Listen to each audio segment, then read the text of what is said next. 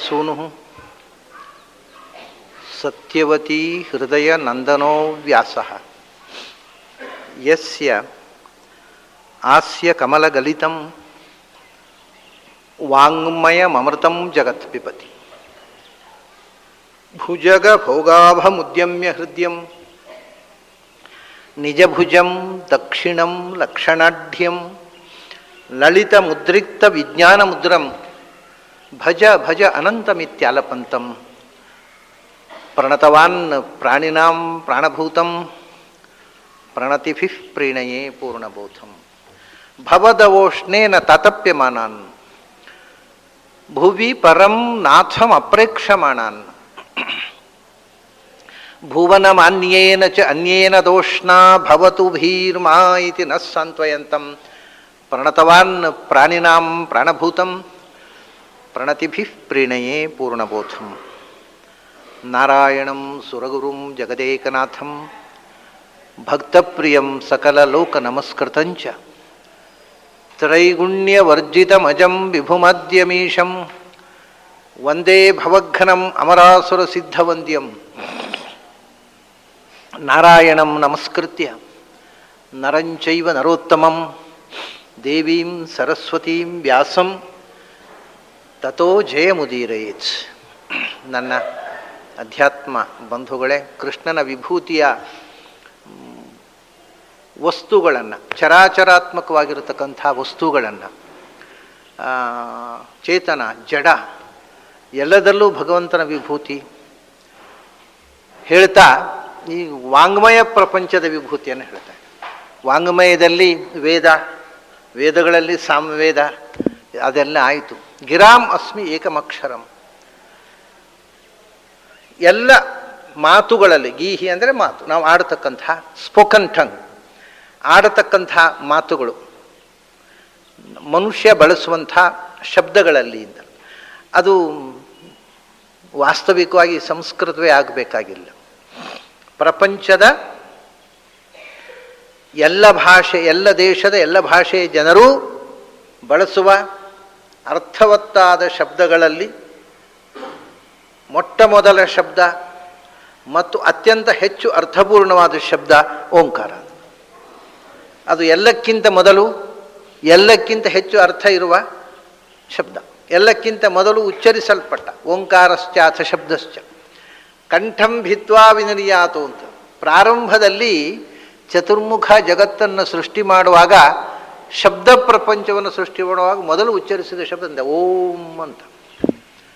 ಅದರ ನಂತರ ಅಥ ಅಂತ ಹೇಳಿದ ಅಂತೆ, ತಸ್ಮಾನ್ ಮಾಂಗಲಿಕವು ಅಂತ ಹೇಳ್ತಾರೆ. ಅಥ ಅನ್ನುವ ಶಬ್ದ ಸಂಸ್ಕೃತದಲ್ಲಿ ಬಹಳ ಅರ್ಥಪೂರ್ಣವಾದ ಶಬ್ದ. ಅದು ಬರೇ ಅಥ ಅಂದರೆ ಅನಂತರ, ಅಥ ಆಮೇಲೆ, ಅಥ ಆಫ್ಟರ್ವರ್ಡ್ಸ್ ಅಷ್ಟೇ ಅಲ್ಲ.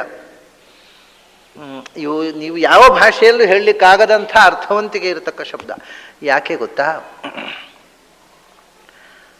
ಅಥ ಅಂದರೆ, ಥ ಅಂದರೆ ಇರುವವನು, ಸ್ಥಾ, ಎಲ್ಲರ ಒಳಗೂ ಅಂತರ್ಯಾಮಿಯಾಗಿರುವ ಅವನು ಅಥ. ಸೊ ಅಥ ಅಂತಂದರೆ ಎಲ್ಲರ ಒಳಗೂ ಅಂತರ್ಯಾಮಿಯಾಗಿರುವ ಅಕಾರವಾಚ್ಯನಾದ ಭಗವಂತ ಅಂತರ್ಥ. ಹಾಗಾಗಿ ಇದನ್ನು ಯಾವ ಭಾಷೆಯಲ್ಲಿ ಹೇಗೆ ಟ್ರಾನ್ಸ್ಲೇಟ್ ಮಾಡೋದು ಅಂದರೆ, ಸಂಸ್ಕೃತದ ಶಬ್ದಗಳನ್ನು ನಿಜವಾಗಿ ಯಾವ ಭಾಷೆಗೂ ಟ್ರಾನ್ಸ್ಲೇಟ್ ಮಾಡಲಿಕ್ಕೆ ಬರೋಲ್ಲ. ಯಾಕೆಂದರೆ ಅದರ ಎಲ್ಲ ಡಿಫರೆಂಟ್ ಶೇಡ್ಸ್ ಆಫ್ ಮೀನಿಂಗನ್ನು, ಒಂದು ಶಬ್ದದಲ್ಲಿ ಎಷ್ಟು ಶೇಡ್ಸ್ ಇದೆ ಅದು ಎಲ್ಲವನ್ನೂ ಒಳಗೊಂಡು ಅನುವಾದ ಮಾಡಲಿಕ್ಕೆ ಬೋದು. ಯಾವುದೋ ಒಂದು ಅರ್ಥವನ್ನು ಅನುವಾದ ಮಾಡ್ಬೋದು ಅಷ್ಟೇ. ಸಂಸ್ಕೃತದ ಯಾವ ಶಬ್ದವೂ ಒಂದೇ ಅರ್ಥವನ್ನು ಹೇಳುವ ಶಬ್ದ ಇಲ್ಲ ಸಂಸ್ಕೃತದಲ್ಲಿ. ಅದು ಎಲ್ಲವೂ ಒಂದೇನು ಅಂದರೆ, ಬೇಸಿಕಲಿ ಪ್ರತಿಯೊಂದು ವಸ್ತುವಿನ ವಾಚಕವಾದ ಶಬ್ದವೂ ಕೂಡ ಅದು ಎಟಿಮೊಲಾಜಿಕಲ್, ಅದು ನಿರ್ವಚನಬದ್ಧವಾಗಿರ್ತದೆ. ನಾನು ಮೊನ್ನೆ ಒಂದು ಉದಾಹರಣೆ ಹೇಳಿದೆ. ನಾನು ಗೌಹು ಅಂತ ಒಂದು ಶಬ್ದ ಹಿಂದೆ ಹೇಳಿದ್ದೆ. ನಾನು ಗೌಹು ಅನ್ನೋ ಶಬ್ದ ಇದೆ. ಗೌಹು ಅನ್ನೋದನ್ನು ನೋಡಿ ಬ್ರಿಟಿಷರು ಅದನ್ನೇ ಇಂಗ್ಲೀಷ್ನವರು ಕದ್ದು ಕವು ಅಂತ ಇಟ್ಟರು.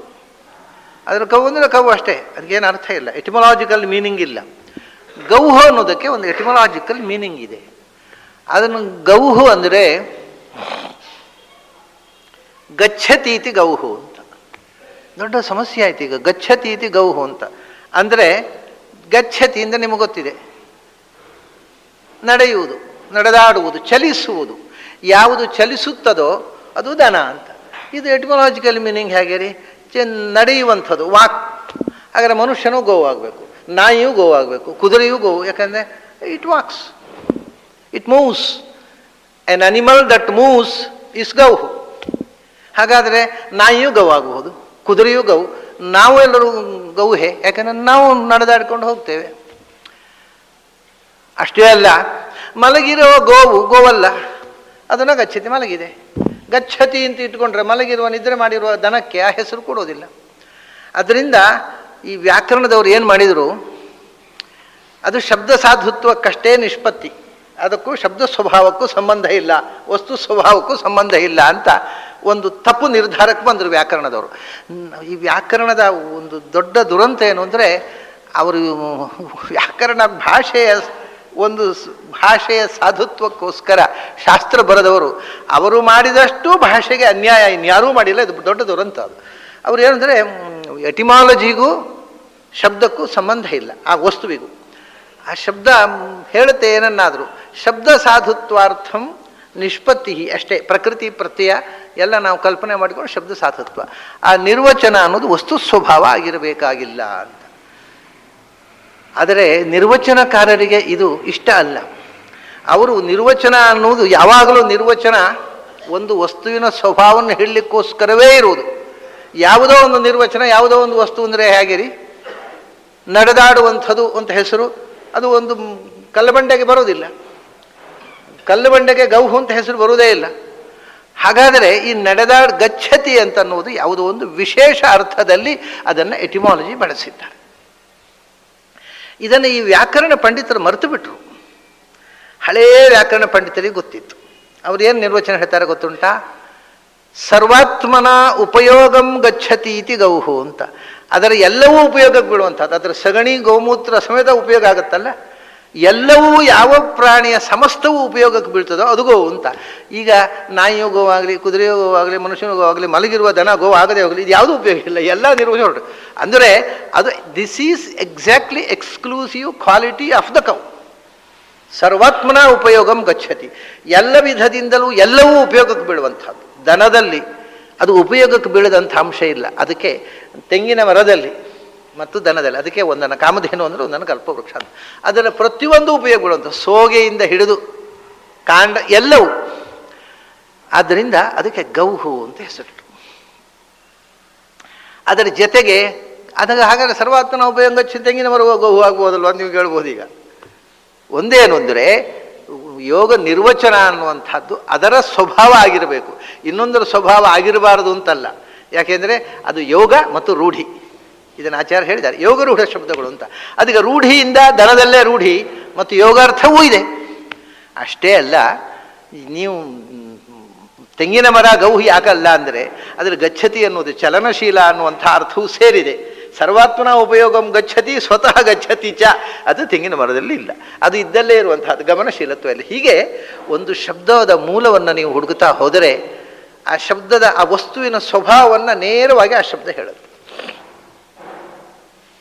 ಹಾಗೆ ಇದನ್ನು ಯಾಕೆ ಹೇಳಿದೆ ಅಂದರೆ, ಇದೆಲ್ಲ ಒಂದು ವಸ್ತುವಿನ ಸ್ವಭಾವವನ್ನು ಹೇಳ್ತಾ ಆ ವಸ್ತುವನ್ನು ನಿರ್ದೇಶ ಮಾಡುತ್ತೆ. ಅದು ಪ್ರಪಂಚದಲ್ಲಿ ಯಾವುದು, ಹಳೇ ಲ್ಯಾಟಿನ್ನಲ್ಲಿ ಸ್ವಲ್ಪ ಇದೆ ಅಂತ ಹೇಳ್ತಾರೆ, ಪ್ರಪಂಚದಲ್ಲಿ ಯಾವ ಭಾಷೆಯು ಸಂಸ್ಕೃತ ಬಿಟ್ಟರೆ ಯಾವ ಭಾಷೆಯು ಕೂಡ it is not based on etymology.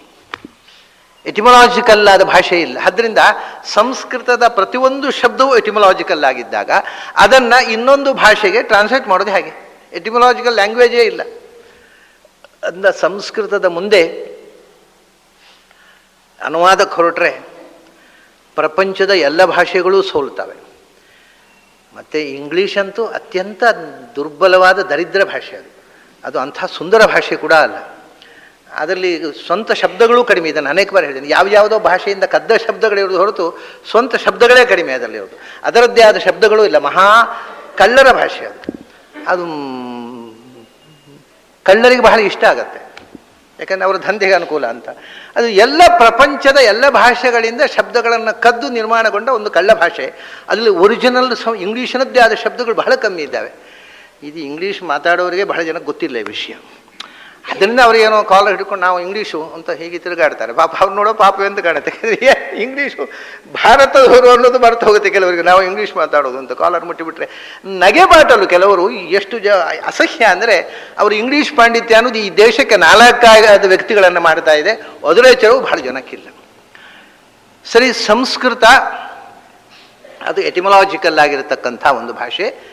ಎಲ್ಲ ತುಂಬ ಇದೆ. ನಾನು ಅನೇಕ ಬಾರಿ ನೋಡಿ, ಚಕ್ಷುಹು ಅಂತ ಅನ್ನುವ ಶಬ್ದ. ಚಕ್ಷುಹು ಅಂದರೆ ಕಣ್ಣು ಅಂತ. ಅಲ್ಲ, ಕಣ್ಣು ಅಂದರೆ ಏನು? ಕಣ್ಣು ಅಂದರೆ ಕಣ್ಣು ಅಷ್ಟೇ. ಕಣ್ಣು ಅಂದರೆ ಐ ಅಂದರೆ ಈ ವೈ ಅಷ್ಟೇ. ಏನು ಹಾಗಂದ್ರೆ ಏನಿಲ್ಲ. ಡಿಕ್ಷನರಿಯಲ್ಲಿ ಐ ಅಂದರೆ ಕಣ್ಣು ಅಂತ ಬರೆದಿದ್ದಾರೆ. ಅದರಿಂದ ನಾವು ಹೇಳಬೇಕಷ್ಟೇ. ಐ ಅಂದರೆ ಕಣ್ಣು ಯಾಕೆ ಗೊತ್ತಿಲ್ಲ. ಕಣ್ಣು ಅಂದರೆ ಕಣ್ಣು ಯಾಕೆ ಗೊತ್ತಿಲ್ಲ. ಎಲ್ಲರೂ ಕಣ್ಣು ಕಣ್ಣು ಅಂತ ಹೇಳ್ತಾರೆ, ನಾವು ಹೇಳೋದಷ್ಟೇ. ಯಾಕೆ ಅಂತ ಕೇಳಬೇಡಿ.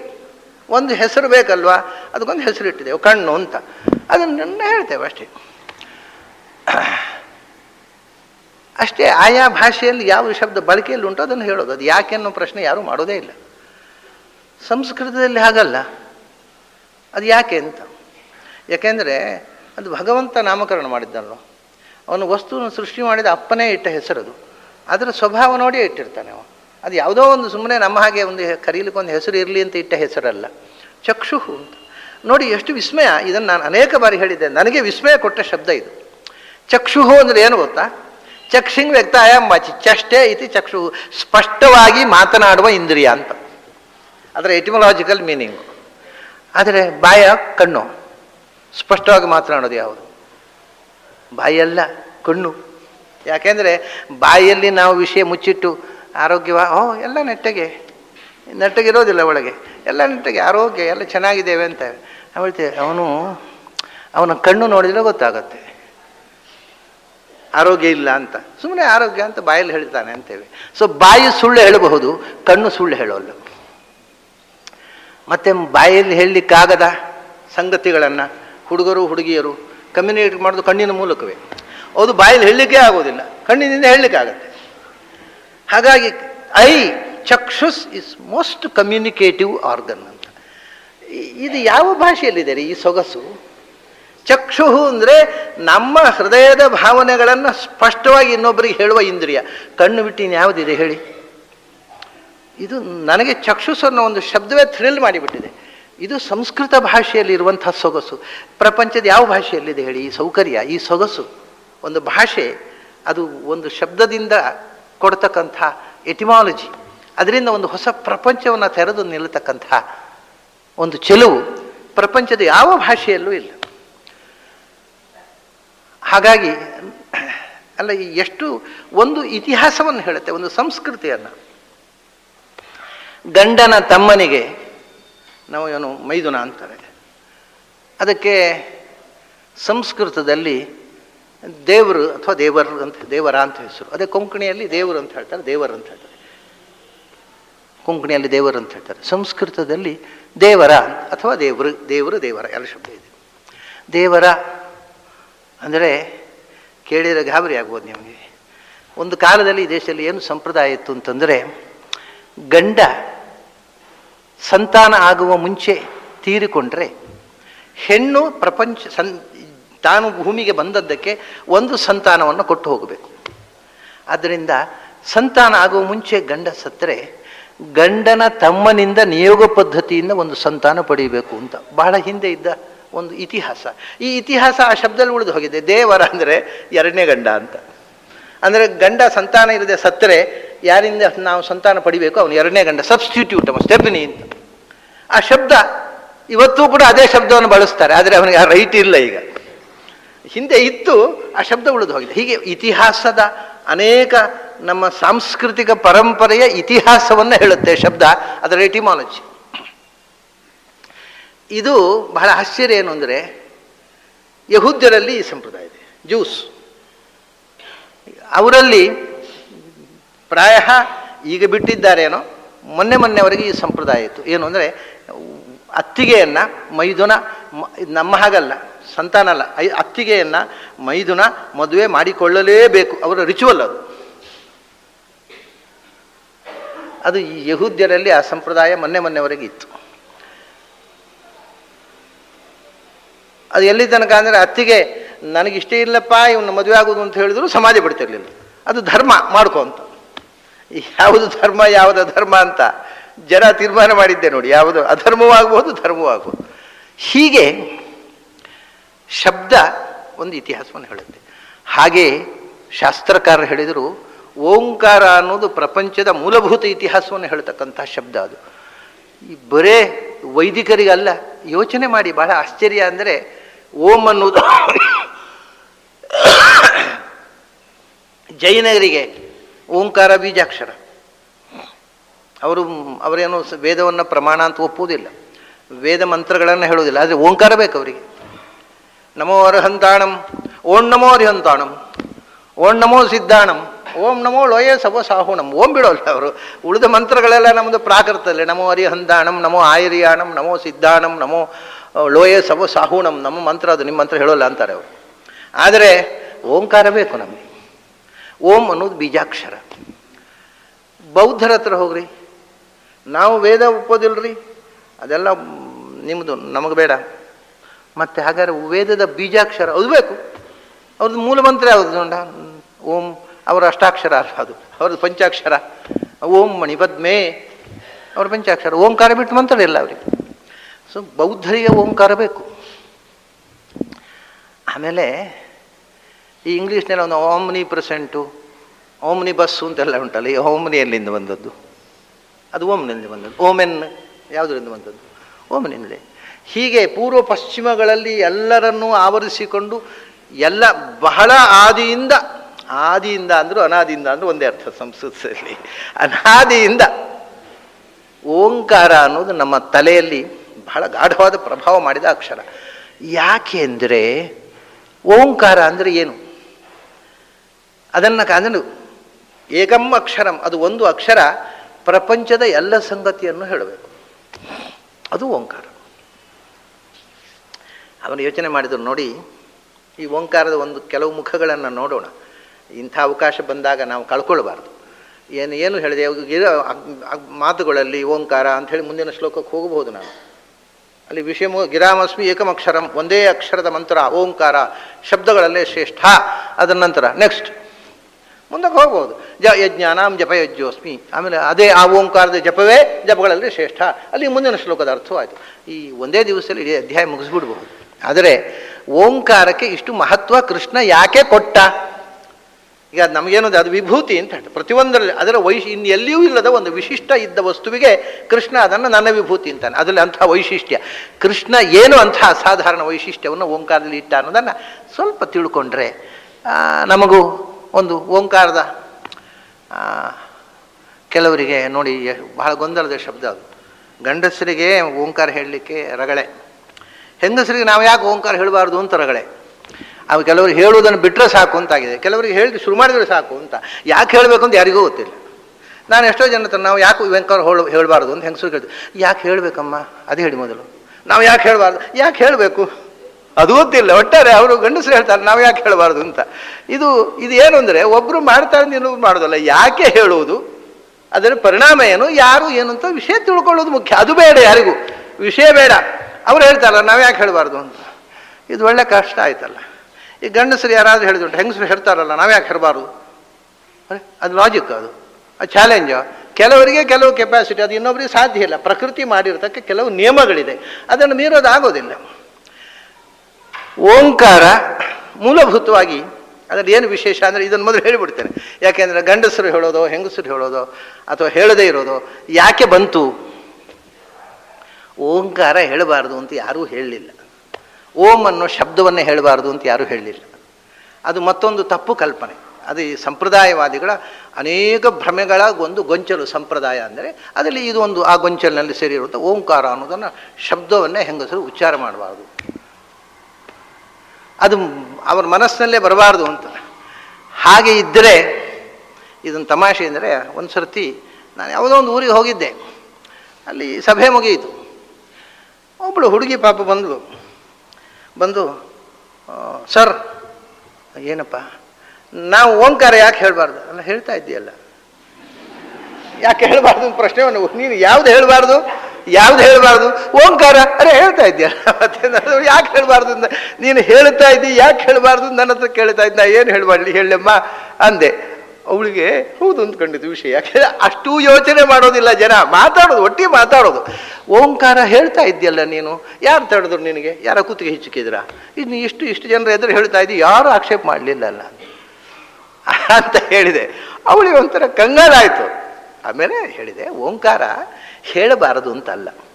ಇನ್ನೊಂದೇನು ಗೊತ್ತುಂಟ, ಮೋಸ್ಟ್ ಅನ್ಸೈಕಲಾಜಿಕಲ್ ಸ್ಟೇಟ್ಮೆಂಟ್ ಇದು. ಓಂಕಾರ ಹೇಳಬಾರ್ದು, ಯಾರು ಹೆಂಗಸರು ಓಂಕಾರ ಹೇಳಬಾರ್ದು.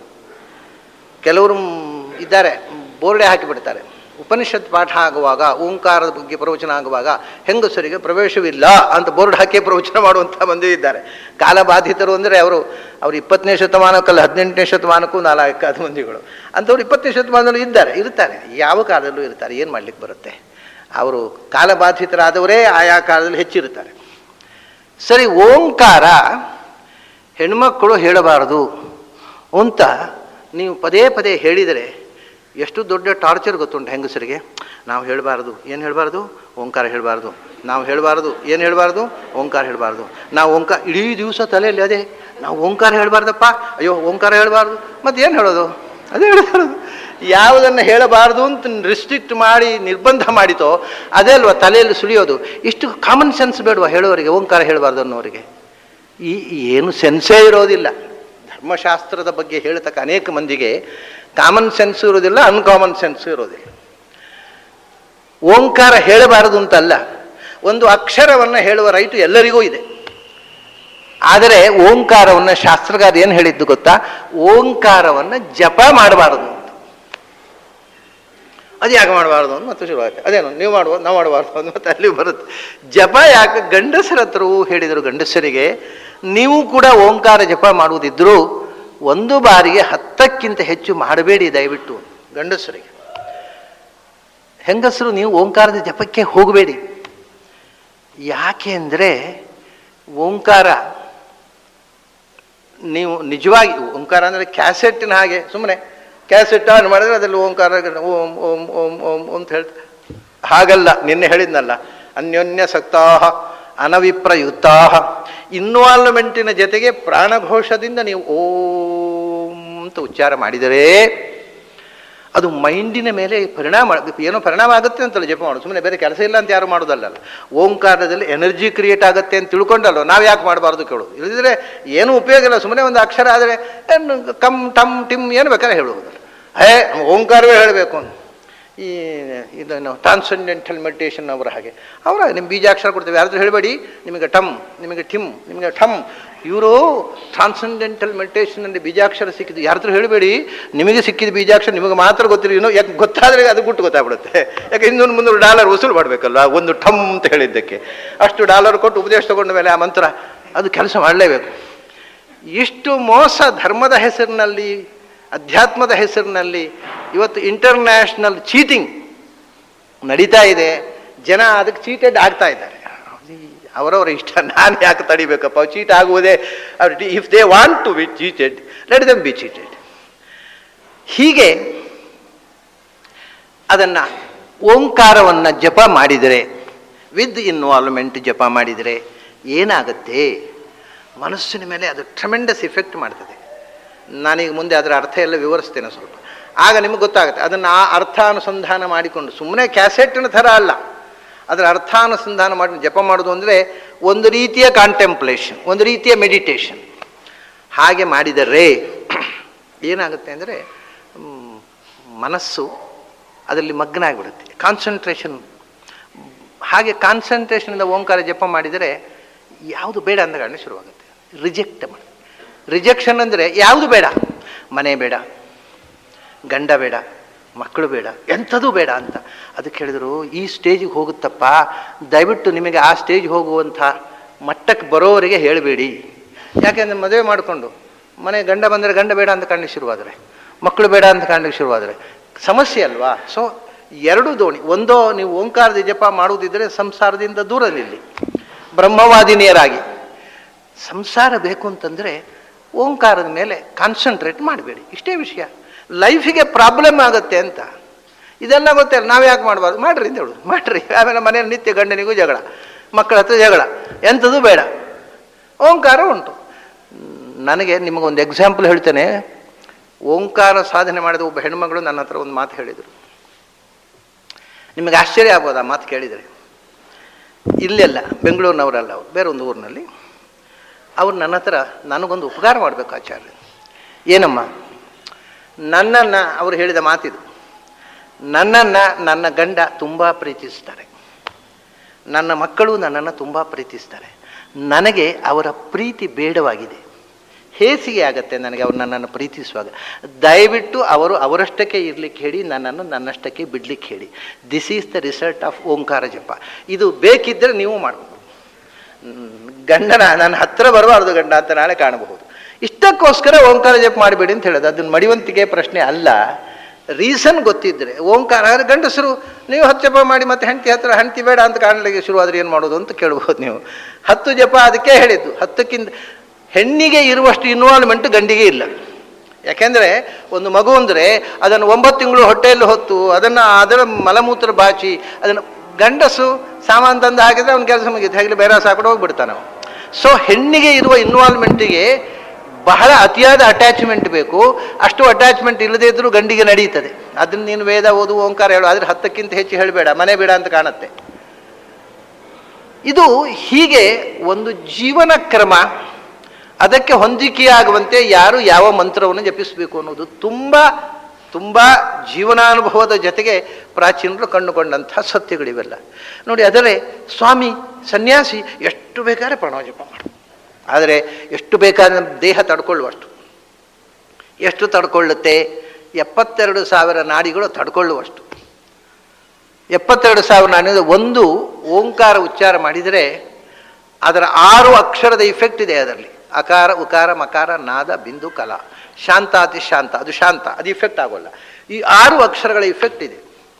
ಆದ್ದರಿಂದ 72,000 ನಾಡಿಗಳಲ್ಲಿ ಅದು ಕೆಲಸ ಮಾಡಬೇಕಾಗಿದ್ದರೆ ಒಂದು ಓಂಕಾರ, ಒಂದು ಓಂ ಅಂದರೆ 6 ಅಕ್ಷರಗಳಿಗೆ ಈಕ್ವಲ್ ಅದು.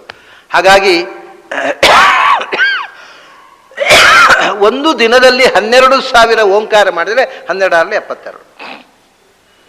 ಒಬ್ಬ ಸನ್ಯಾಸಿ ಕೂಡ ಅವನಿಗೆ ಯಾವ ಸಾಂಸಾರಿಕ ಚಿಂತೆಯೂ ಬೇಡ, ಆದರೆ 12,000ಕ್ಕಿಂತ ಹೆಚ್ಚು ಮಾಡಬೇಡ. ಯಾಕೆಂದರೆ ತಡ್ಕೊಳ್ಳೋದಿಲ್ಲ, ಎನರ್ಜಿ ಬಾಡಿ ತಡ್ಕೊಳ್ಳೋದಿಲ್ಲ, ಬರ್ನ್ ಆಗಿಬಿಡುತ್ತೆ. ಬಲ್ಬಿನಲ್ಲಿ ಓವರ್ಫ್ಲೋ ಆದಾಗ, ಕರೆಂಟ್ ಓವರ್ಫ್ಲೋ ಆದಾಗೆ ಬಲ್ಬ್ ಬರ್ನ್ ಆದ ಹಾಗೆ ದೇಹ ತಡ್ಕೊಳ್ಳುವುದಿಲ್ಲ.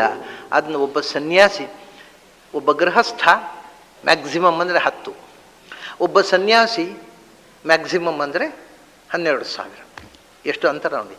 ಒಬ್ಬ ಗೃಹಸ್ಥ 10ಕ್ಕಿಂತ ಹೆಚ್ಚು ಒಂದು ದಿವಸದಲ್ಲಿ ಗಾಯತ್ರಿ ಇದು ಓಂಕಾರ ಜಪ ಮಾಡಬೇಡ ಅಂತ ಹೇಳಿದರೆ, ಸನ್ಯಾಸಿ 12,000. 12,000ಕ್ಕಿಂತ ಹೆಚ್ಚು ಮಾಡಬೇಡ, ಯಾಕಂದ್ರೆ ತಡ್ಕೊಳ್ಳೋದಿಲ್ಲ. ಹೆಚ್ಚು ಜಪ ಮಾಡಿದರೆ ಮನಸ್ಸಿನ ಎನರ್ಜಿ ಜಾಸ್ತಿ ಆಗುವುದಲ್ಲ, ಮನಸ್ಸಿಗೆ ಎನರ್ಜಿ ತಡ್ಕೊಳ್ಳಿಕ್ಕಾಗದೆ ಮನೋರೋಗಿ ಆಗ್ತಾನೆ ಮನುಷ್ಯ. ಅವನು he may become lunatic. All the possibilities are. ಯಾವುದೇ ಮಂತ್ರವನ್ನು ಬಲಾತ್ಕಾರವಾಗಿ ಜಪ ಮಾಡಿದರೆ ಅವನು ಲ್ಯೂನಟಿಕ್ ಆಗುವಂಥ ಅಪಾಯ ಇದೆ, ಮನೋರೋಗಿ ಆಗುವಂಥ ಸಾಧ್ಯತೆ ಇದೆ. ಹೀಗೆ ಅದರಲ್ಲಿಯೂ ನೋಡಿ, ಒಂದೊಂದು ಸಂಗತಿಯಲ್ಲೂ ಪ್ರಾಚೀನರು, ನೀನು ಯಾವುದೇ ಜಪ ಮಾಡುವಾಗ ಕೃಷ್ಣಾಜಿನ ಹಾಕೊಂಡು ಜಪ ಮಾಡುವಂದರು ಗೃಹಸ್ಥರಿಗೆ. ಕೃಷ್ಣಾಜಿನ ನಮ್ಮನ್ನು ಆ ಜಪದ ಕಾಲದಲ್ಲಿ ಏಕಾಗ್ರತೆಗೆ ಕೊಂಡು ಹೋಗುತ್ತೆ, ಆದರೆ ಪೂರ್ತಿ ವೈರಾಗ್ಯದ ಕಡೆಗೆ ಕೊಂಡು ಹೋಗುವುದಿಲ್ಲ. ವ್ಯಾಘ್ರಾಜಿನ ಉಂಟಲ್ಲ, ಅದು ಮನುಷ್ಯನಿಗೆ ವಿರಕ್ತಿಯ ಕಡೆಗೆ ಕೊಂಡೋಗುತ್ತೆ, ಸೆಕ್ಸಿನ ಬಗ್ಗೆ ಎವರ್ಷನ್ ಕ್ರಿಯೇಟ್ ಮಾಡುತ್ತೆ. ವ್ಯಾಘ್ರಾಜನದಲ್ಲಿ ಕೂತು ಮೆಡಿಟೇಷನ್ ಮಾಡಿದರೆ, ವ್ಯಾಘ್ರನ ಕೂತುಕೊಳ್ಳೇ ಏನೋ ಆಗೋಲ್ಲ, ವ್ಯಾಘ್ರಾಜನದಲ್ಲಿ ಕೂತು ಮೆಡಿಟೇಷನ್ ಮಾಡಿದರೆ ಅವನಿಗೆ ಸೆಕ್ಸಿನ ಬಗ್ಗೆ ಅವನಿಗೆ ಎವರ್ಷನ್ ಬರುತ್ತೆ. ಅದಕ್ಕೋಸ್ಕರ ಸನ್ಯಾಸಿಗಳು ವ್ಯಾಘ್ರಾಜನದಲ್ಲಿ ಕೂತು ಕೂಡ ಪ್ರಣವ ಜಪ ಎಷ್ಟು ಬೇಕಾದ್ರೆ ಮಾಡಿ, ತೊಂದರೆ ಇಲ್ಲ. ಗೃಹಸ್ಥರು ವ್ಯಾಘ್ರಾಜನದಲ್ಲಿ ಕೂತು ಜಪ ಮಾಡಬೇಡಿ. ಯಾಕೆಂದರೆ ಪ್ರಣವ ಮಾತ್ರ ಅಲ್ಲ, ಅನೇಕ ಜಪಗಳುಂಟು, ಗಾಯತ್ರಿ ಇದೆ, ಅಷ್ಟಾಕ್ಷರ ಇದೆ. ಯಾವ ಜಪವನ್ನು ವ್ಯಾಘ್ರಾಜನದಲ್ಲಿ ಕೂತು ಮಾಡಬೇಡಿ. ಮತ್ತು ಕೃಷ್ಣಾಜನದಲ್ಲಿ ಧಾವಳಿಯಲ್ಲಿ ಕೂತು ಮಾಡು. ಅದು ಸೆಕ್ಸನ್ನು ಮನಸ್ಸಿನಿಂದ ಝಾಡಿಸಿ ತೆಗೆಯುವುದಿಲ್ಲ. ವ್ಯಾಘ್ರಾಜನ ಆ ಕೆಲಸ ಮಾಡುತ್ತೆ. ಹೀಗೆ ಒಂದೊಂದು ವಸ್ತುವಿನ ಪರಿಣಾಮ ಏನು ಮನಸ್ಸಿನ ಮೇಲೆ, ಇದರ ಬಗ್ಗೆ ಆಳವಾದ ಚಿಂತನೆ ಮಾಡಿ ಇಂಥಿಂಥದ್ದು ಪರಿಣಾಮಕಾರಿ, ಇಂಥಿಂಥದ್ದು ಒಳ್ಳೆಯದಲ್ಲ, ಯಾರ್ಯಾರಿಗೆ ಯಾವುದು ಒಳ್ಳೆಯದು ಇದನ್ನು ಪಟ್ಟಿ ಮಾಡಿರಿ. ಇದರಲ್ಲಿ ಯಾರು ದೊಡ್ಡವರು ಯಾರು ಸಣ್ಣವರು, ಇನ್ಫೀರಿಯಾರಿಟಿ ಸುಪೀರಿಯಾರಿಟಿ ಪ್ರಶ್ನೆ ಇಲ್ಲ. ಬಟ್ ಯಾರಿಗೆ ಯಾವುದು ಒಳ್ಳೆಯದು ಅನ್ನುವಂಥ ಎಚ್ಚರದಿಂದ ಜಪಿಸಬೇಕು. ಜಪ ಮಾಡುವುದೇ ಒಂದು ಸಂಗತಿ ಅಲ್ಲ, ಮಾಡುವುದಕ್ಕೆ ಅರ್ಹತೆ, ಯಾರಿಗೆ ಯಾವುದನ್ನು ಮಾಡೋದಕ್ಕೆ ಅರ್ಹತೆ ಅನ್ನೋದನ್ನು ತಿಳಿದು ಮಾಡಬೇಕು ಅನ್ನುವಂಥ ಒಂದು ವಿಧಾನ. ಇದಿಷ್ಟು ಓಂಕಾರದ ಮೇಲೆ ಇರದೆ ಪ್ರಾಚೀನರು ಕೊಟ್ಟಂಥ ಎಚ್ಚರ. ಆದರೆ ಅಷ್ಟು ಎಚ್ಚರ ಕೊಡಬೇಕಾದಷ್ಟು ಏನು ವಿಶೇಷ ಅಂದರೆ, ಓಂಕಾರ ಜಗತ್ತಿನ ಎಲ್ಲ ಸಂಗತಿಗಳನ್ನು ಹೇಳುವ ಮೂಲಾಕ್ಷರ. ಓಂ ಅನ್ನುವುದಕ್ಕೆ 3 ಮುಖಗಳಿದೆ, 3 ಅಲ್ಲ, ಹಲವು ಮುಖಗಳು. ಒಂದು, ಓಂ ಅನ್ನುವುದು ಒಂದು ಅಖಂಡವಾದ ಅಕ್ಷರ. ಅವಧಾತು ಅಥವಾ ಊಯಿ ಧಾತುವಿನಿಂದ ಅವತಿ ಇತಿ ಓಂ ಅಥವಾ ಊಯತೆ ಇತಿ ಓಂ ಅಂತ 2 ಧಾತುಗಳಿಂದ ನಿಷ್ಪನ್ನವಾದ ಒಂದು ಅಖಂಡ ಶಬ್ದ ಅನ್ನುವುದು ಒಂದು ಮುಖ. ಆಮೇಲೆ ಅದಲ್ಲ, ಅಕಾರ ಉಕಾರ ಮಕಾರಗಳು ಸೇರಿ ಆದ ಶಬ್ದ. ಹಾಗಾಗಿ ಒಂದು ಅಖಂಡ ಶಬ್ದ ಅಲ್ಲ, 3 ಶಬ್ದಗಳು ಸೇರಿ ಆದ ಶಬ್ದ, 2ನೇ ಮುಖ. ಅಕಾರ ಉಕಾರ ಮಕಾರ ಸೇರಿ ಆ ಊ ಮಾ 3 ನಿಮಗೆ ಬೇರೆಯಾಗಿ ಕಾಣೋದಿಲ್ವಲ್ಲ, ಅದಕ್ಕೆ 4 ಅಕ್ಷರಗಳು. ಏನು ಅಂದರೆ, ಈ 3 ಅಕ್ಷರಗಳು ಸೇರಿ ಒಂದು ಹೊಸ ನಾದ ನಿಷ್ಪತ್ತಿ ಆಯಿತು. ಏನು ಅಂತ, ಆನೂ ಇಲ್ಲ ಊನೂ ಇಲ್ಲ, ಮತ್ತು ಓಂ ಒಂದು ಹೊಸ ನಾದ ನಿಷ್ಪತ್ತಿ ಆಯಿತು. ಅದು 4ನೇ ಅಕ್ಷರ. ಹೀಗೆ ಓಂಕಾರಕ್ಕೆ 4 ಅಕ್ಷರಗಳು ಅನ್ನುವುದು 3ನೇದು. 1 ಅಕ್ಷರ, ಆಮೇಲೆ 3 ಅಕ್ಷರ, 4 ಅಕ್ಷರ. ಓಂಕಾರದ ಇನ್ನೊಂದಿದೆ, 2 ಅಕ್ಷರದ ಓಂಕಾರವಿದೆ. ಓ ಶ್ರಾವಯೇತ್ಯಾಶ್ರಾವಯತಿ ಓ ಅಂತ ಉಂಟಲ್ಲ, ಅದು ಓಂಕಾರದ್ದೇ ಇನ್ನೊಂದು ರೂಪ, 2 ಅಕ್ಷರದ ಓಂಕಾರ. ಅದಿರಲಿ. ಹಾಗಾದರೆ 1 ಅಕ್ಷರದ ಓಂಕಾರ, 2 ಅಂದರೆ ಓಂ ಅಖಂಡ, ಆಮೇಲೆ 2 ಮಾತ್ರೆಗಳಲ್ಲಿ ಓ ಅನ್ನುವುದು, 3 ಮಾತ್ರೆಗಳ ಓಂ, ನಾದ ಸೇರಿ ಓಂ 4 ಅಕ್ಷರ. ಆಮೇಲೆ 5 ಅಕ್ಷರ, 6 ಅಕ್ಷರ, 7 ಅಕ್ಷರ, 8 ಅಕ್ಷರ ತನಕ ಹೋಗುತ್ತೆ. ಅಕಾರ ಉಕಾರ ಮಕಾರ ನಾದ ಬಿಂದು ಕಲಾ ಶಾಂತ ಅತಿಶಾಂತ. ಅದು ಹೊರಡುವಾಗ ಅತಿಶಾಂತದಿಂದ ಹೊರಟು ಅಕಾರ ಉಕಾರ ಮಕಾರ ಆಗಬೇಕು, ಮತ್ತೆ ಮುಗಿಯುವಾಗ ಅಕಾರ ಉಕಾರ ಮಕಾರ ಒಳಗೂ ಶಾಂತ ಅತಿಶಾಂತದಲ್ಲಿ ನಿಲ್ಲಬೇಕು. ಸೊ ಅತಿಶಾಂತದಿಂದ ಹೊರಟು ಅತಿಶಾಂತದಲ್ಲಿ ಬಂದು ನೆಲೆಗೊಳ್ಳುವ ಒಂದು ಪ್ರೋಸೆಸ್ ಅದು ಉಚ್ಚಾರದಲ್ಲಿ. ಹೀಗೆ ಓಂಕಾರದ ಬಗ್ಗೆ ಹಿಂದಿನವರು ಬಹಳ ಆಳವಾದಂಥ ಚಿಂತನೆ ಮಾಡಿದರು. ನಾವೀಗ ಮೂಲಭೂತವಾಗಿ ಅದರ 3 ಅಕ್ಷರಗಳನ್ನು ತಗೊಳ್ಳೋಣ. ಕೊನೆಯದು ನಾದ.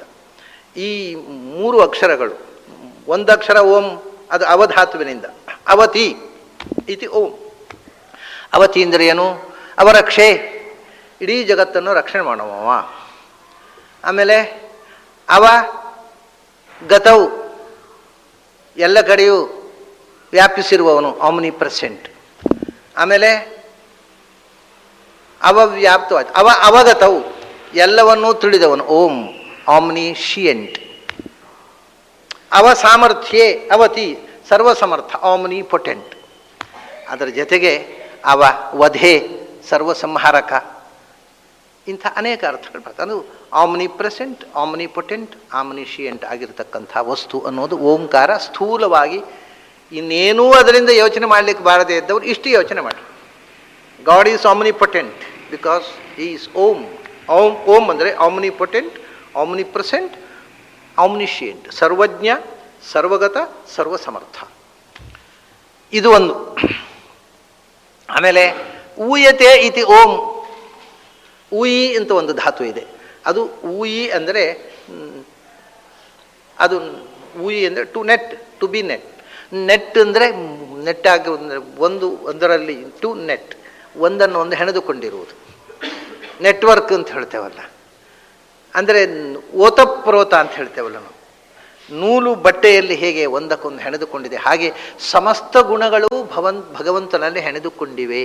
ಅದು ಗುಣಗಳ ಜಾಲವೇ ಹೆಣೆದು ನಿಂತ ಒಂದು ಸಮಷ್ಟಿ ರೂಪ. ಆದ್ದರಿಂದ ಓಂ ಸಮಸ್ತ ಗುಣ ಸಂಪೂರ್ಣ. ಓಂ ಅಂದರೆ ಫುಲ್ ಆಫ್ ಆಲ್ ಎಟ್ರಿಬ್ಯೂಟ್ಸ್. ಇದು ಓಂಕಾರದ ಅರ್ಥ. ಈ ಅರ್ಥವನ್ನು ಹೇಳತಕ್ಕ ಶಬ್ದ ಎಲ್ಲಿದೆ ಬೇರೆ? 1 ಅಕ್ಷರದ್ದು ಒಂದಿದೆ, ಅದು ಕೂಡ ಮಹತ್ವದ್ದೇ ಅಕ್ಷರ. ಆಮೇಲೆ ಓಂ ಅನ್ನುವಂಥ ಅಕ್ಷರದಿಂದಲೇ ಪ್ರಪಂಚದ ಎಲ್ಲ ಅಕ್ಷರಗಳು ಹುಟ್ಟಿದ್ದು, ಅಭಿವ್ಯಕ್ತ ಆದದ್ದು. ಮೂಲ ಅಕ್ಷರ ಅದು. ಸರಿ, ಅದನ್ನು ಈಗ 3 ತುಂಡು ಮಾಡೋಣ. ಉ ಮ. ಈ 3 ಅಕ್ಷರಗಳು ಕೂಡ ಮನುಷ್ಯನ ಇಡೀ ಬದುಕಿನ ಕಥೆಯನ್ನು ಹೇಳುವಂಥ ಅಕ್ಷರಗಳಿವು. ಏನು? ಆ ಈಸ್ ಅನ್ ಅಬ್ರಿವಿಯೇಷನ್ ಆಫ್ ಆಪ್ತಿ. ಆಪ್ತಿ ಅಂದರೆ ಕಾಂಟ್ಯಾಕ್ಟ್. ಯಾವುದರ ಜೊತೆಗೆ? ಕಾಂಟ್ಯಾಕ್ಟ್ ವಿತ್ ಎಕ್ಸ್ಟರ್ನಲ್ ವರ್ಲ್ಡ್, ಬಾಹ್ಯ ಪ್ರಪಂಚದ ಜೊತೆಗೆ ನಮ್ಮ ಸಂಪರ್ಕ. ಅದು ಆಪ್ತಿ ಅಥವಾ ವ್ಯಾಪ್ತಿ, ಪ್ರಾಪ್ತಿ. ಯಾವಾಗ? ಎಚ್ಚರದಲ್ಲಿ ಮಾತ್ರ. ಕನಸಿನಲ್ಲಿ ಬಾಹ್ಯ ಪ್ರಪಂಚ ಇಲ್ಲ, ನಿದ್ರೆಯಲ್ಲಿ ಇಲ್ಲ. ಹಾಗಾಗಿ ಆ ಈಸ್ ವೇಕಿಂಗ್ ಸ್ಟೇಜ್.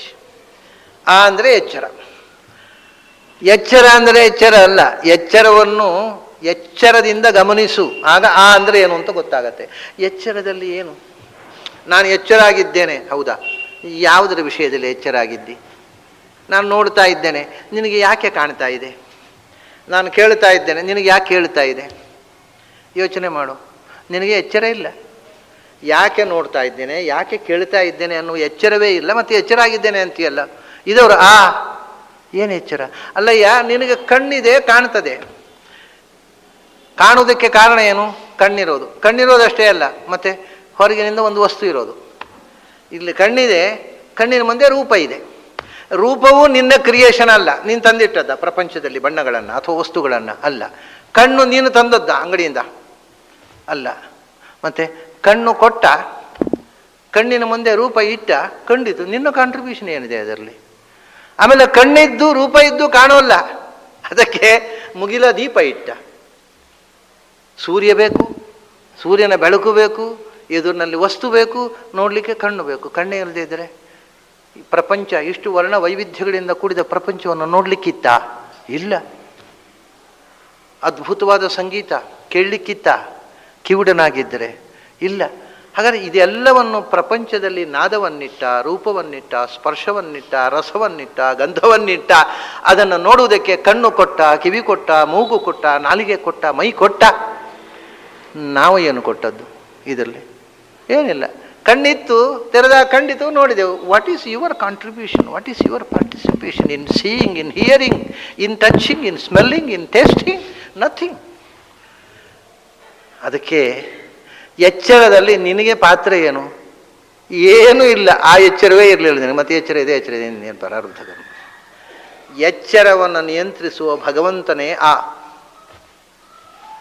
ಅವನೇ ಎಚ್ಚರ. ನಿನ್ನನ್ನು ಎಚ್ಚರ ಮಾಡಿದ. ಎಚ್ಚರ ಆಯಿತು, ಕಣ್ಣು ತೆರೆದಿ, ಖಂಡಿತು ನೋಡಿದಿ, ಅಷ್ಟೇ. ಏನು ನಾನು ನೋಡಿದೆ? ಏನು ನೋಡಿದೆ? ನೀನೇನು ಮಹಾ? ನಾಳೆ ನಾನು ಇದು ನಿಜವಾಗಿ ಅನುಭವಿಸಿದ್ದು. ಒಂದು ಹುಡುಗಿ, ಸುಮಾರು 16-17 ವರ್ಷದ ಹುಡುಗಿ, ಅವಳು ಬ್ರಿಲಿಯಂಟ್, ಮೋಸ್ಟ್ ಚಾರ್ಮಿಂಗ್ ಗರ್ಲ್, ತುಂಬ ಸುಂದರಿ, ತುಂಬ ಬ್ರಿಲಿಯಂಟ್. ಕಾಲೇಜಿಗೆ ಹೋಗ್ತಾ ಇದ್ಲು, ಒಳ್ಳೆ ಬ್ರಿಲಿಯಂಟ್ ಸ್ಟೂಡೆಂಟ್, ಕಾಲೇಜಿನಲ್ಲಿ ಒಳ್ಳೆ ಮಾರ್ಕ್ ಪಡೀತಾ ಇದ್ಲು. ಒಂದು ದಿವಸ ಅವಳ ತಂದೆ ಬಂದು, ಆಚಾರ್ಯ ಒಂಚೂರು ಮನೆ ಬನ್ನಿ. ಏನು ಕಥೆ ಅಂದರೆ, ಬನ್ನಿ ನೀವು ಸುಮ್ಮನೆ ನಮ್ಮ ಮನೆಗೆ ಹಾಲು ಕುಡೀಲಿ ಬನ್ನಿ ಅಂತ. ಎಂಥದ್ದು ಹಾಲು ಕುಡಿಲಿಕ್ಕೆ? ನಾನು ಹೋದೆ. ಹೋಗಿ ಆ ಹುಡುಗಿ ಅಂತಂದು ಕೂಡಿಸಿದ್ರಿ. ಇದು ವಿಷಯ ಏನು ಅಂದರೆ, 2 ಕಣ್ಣು ಕಾಣೋಲ್ಲ.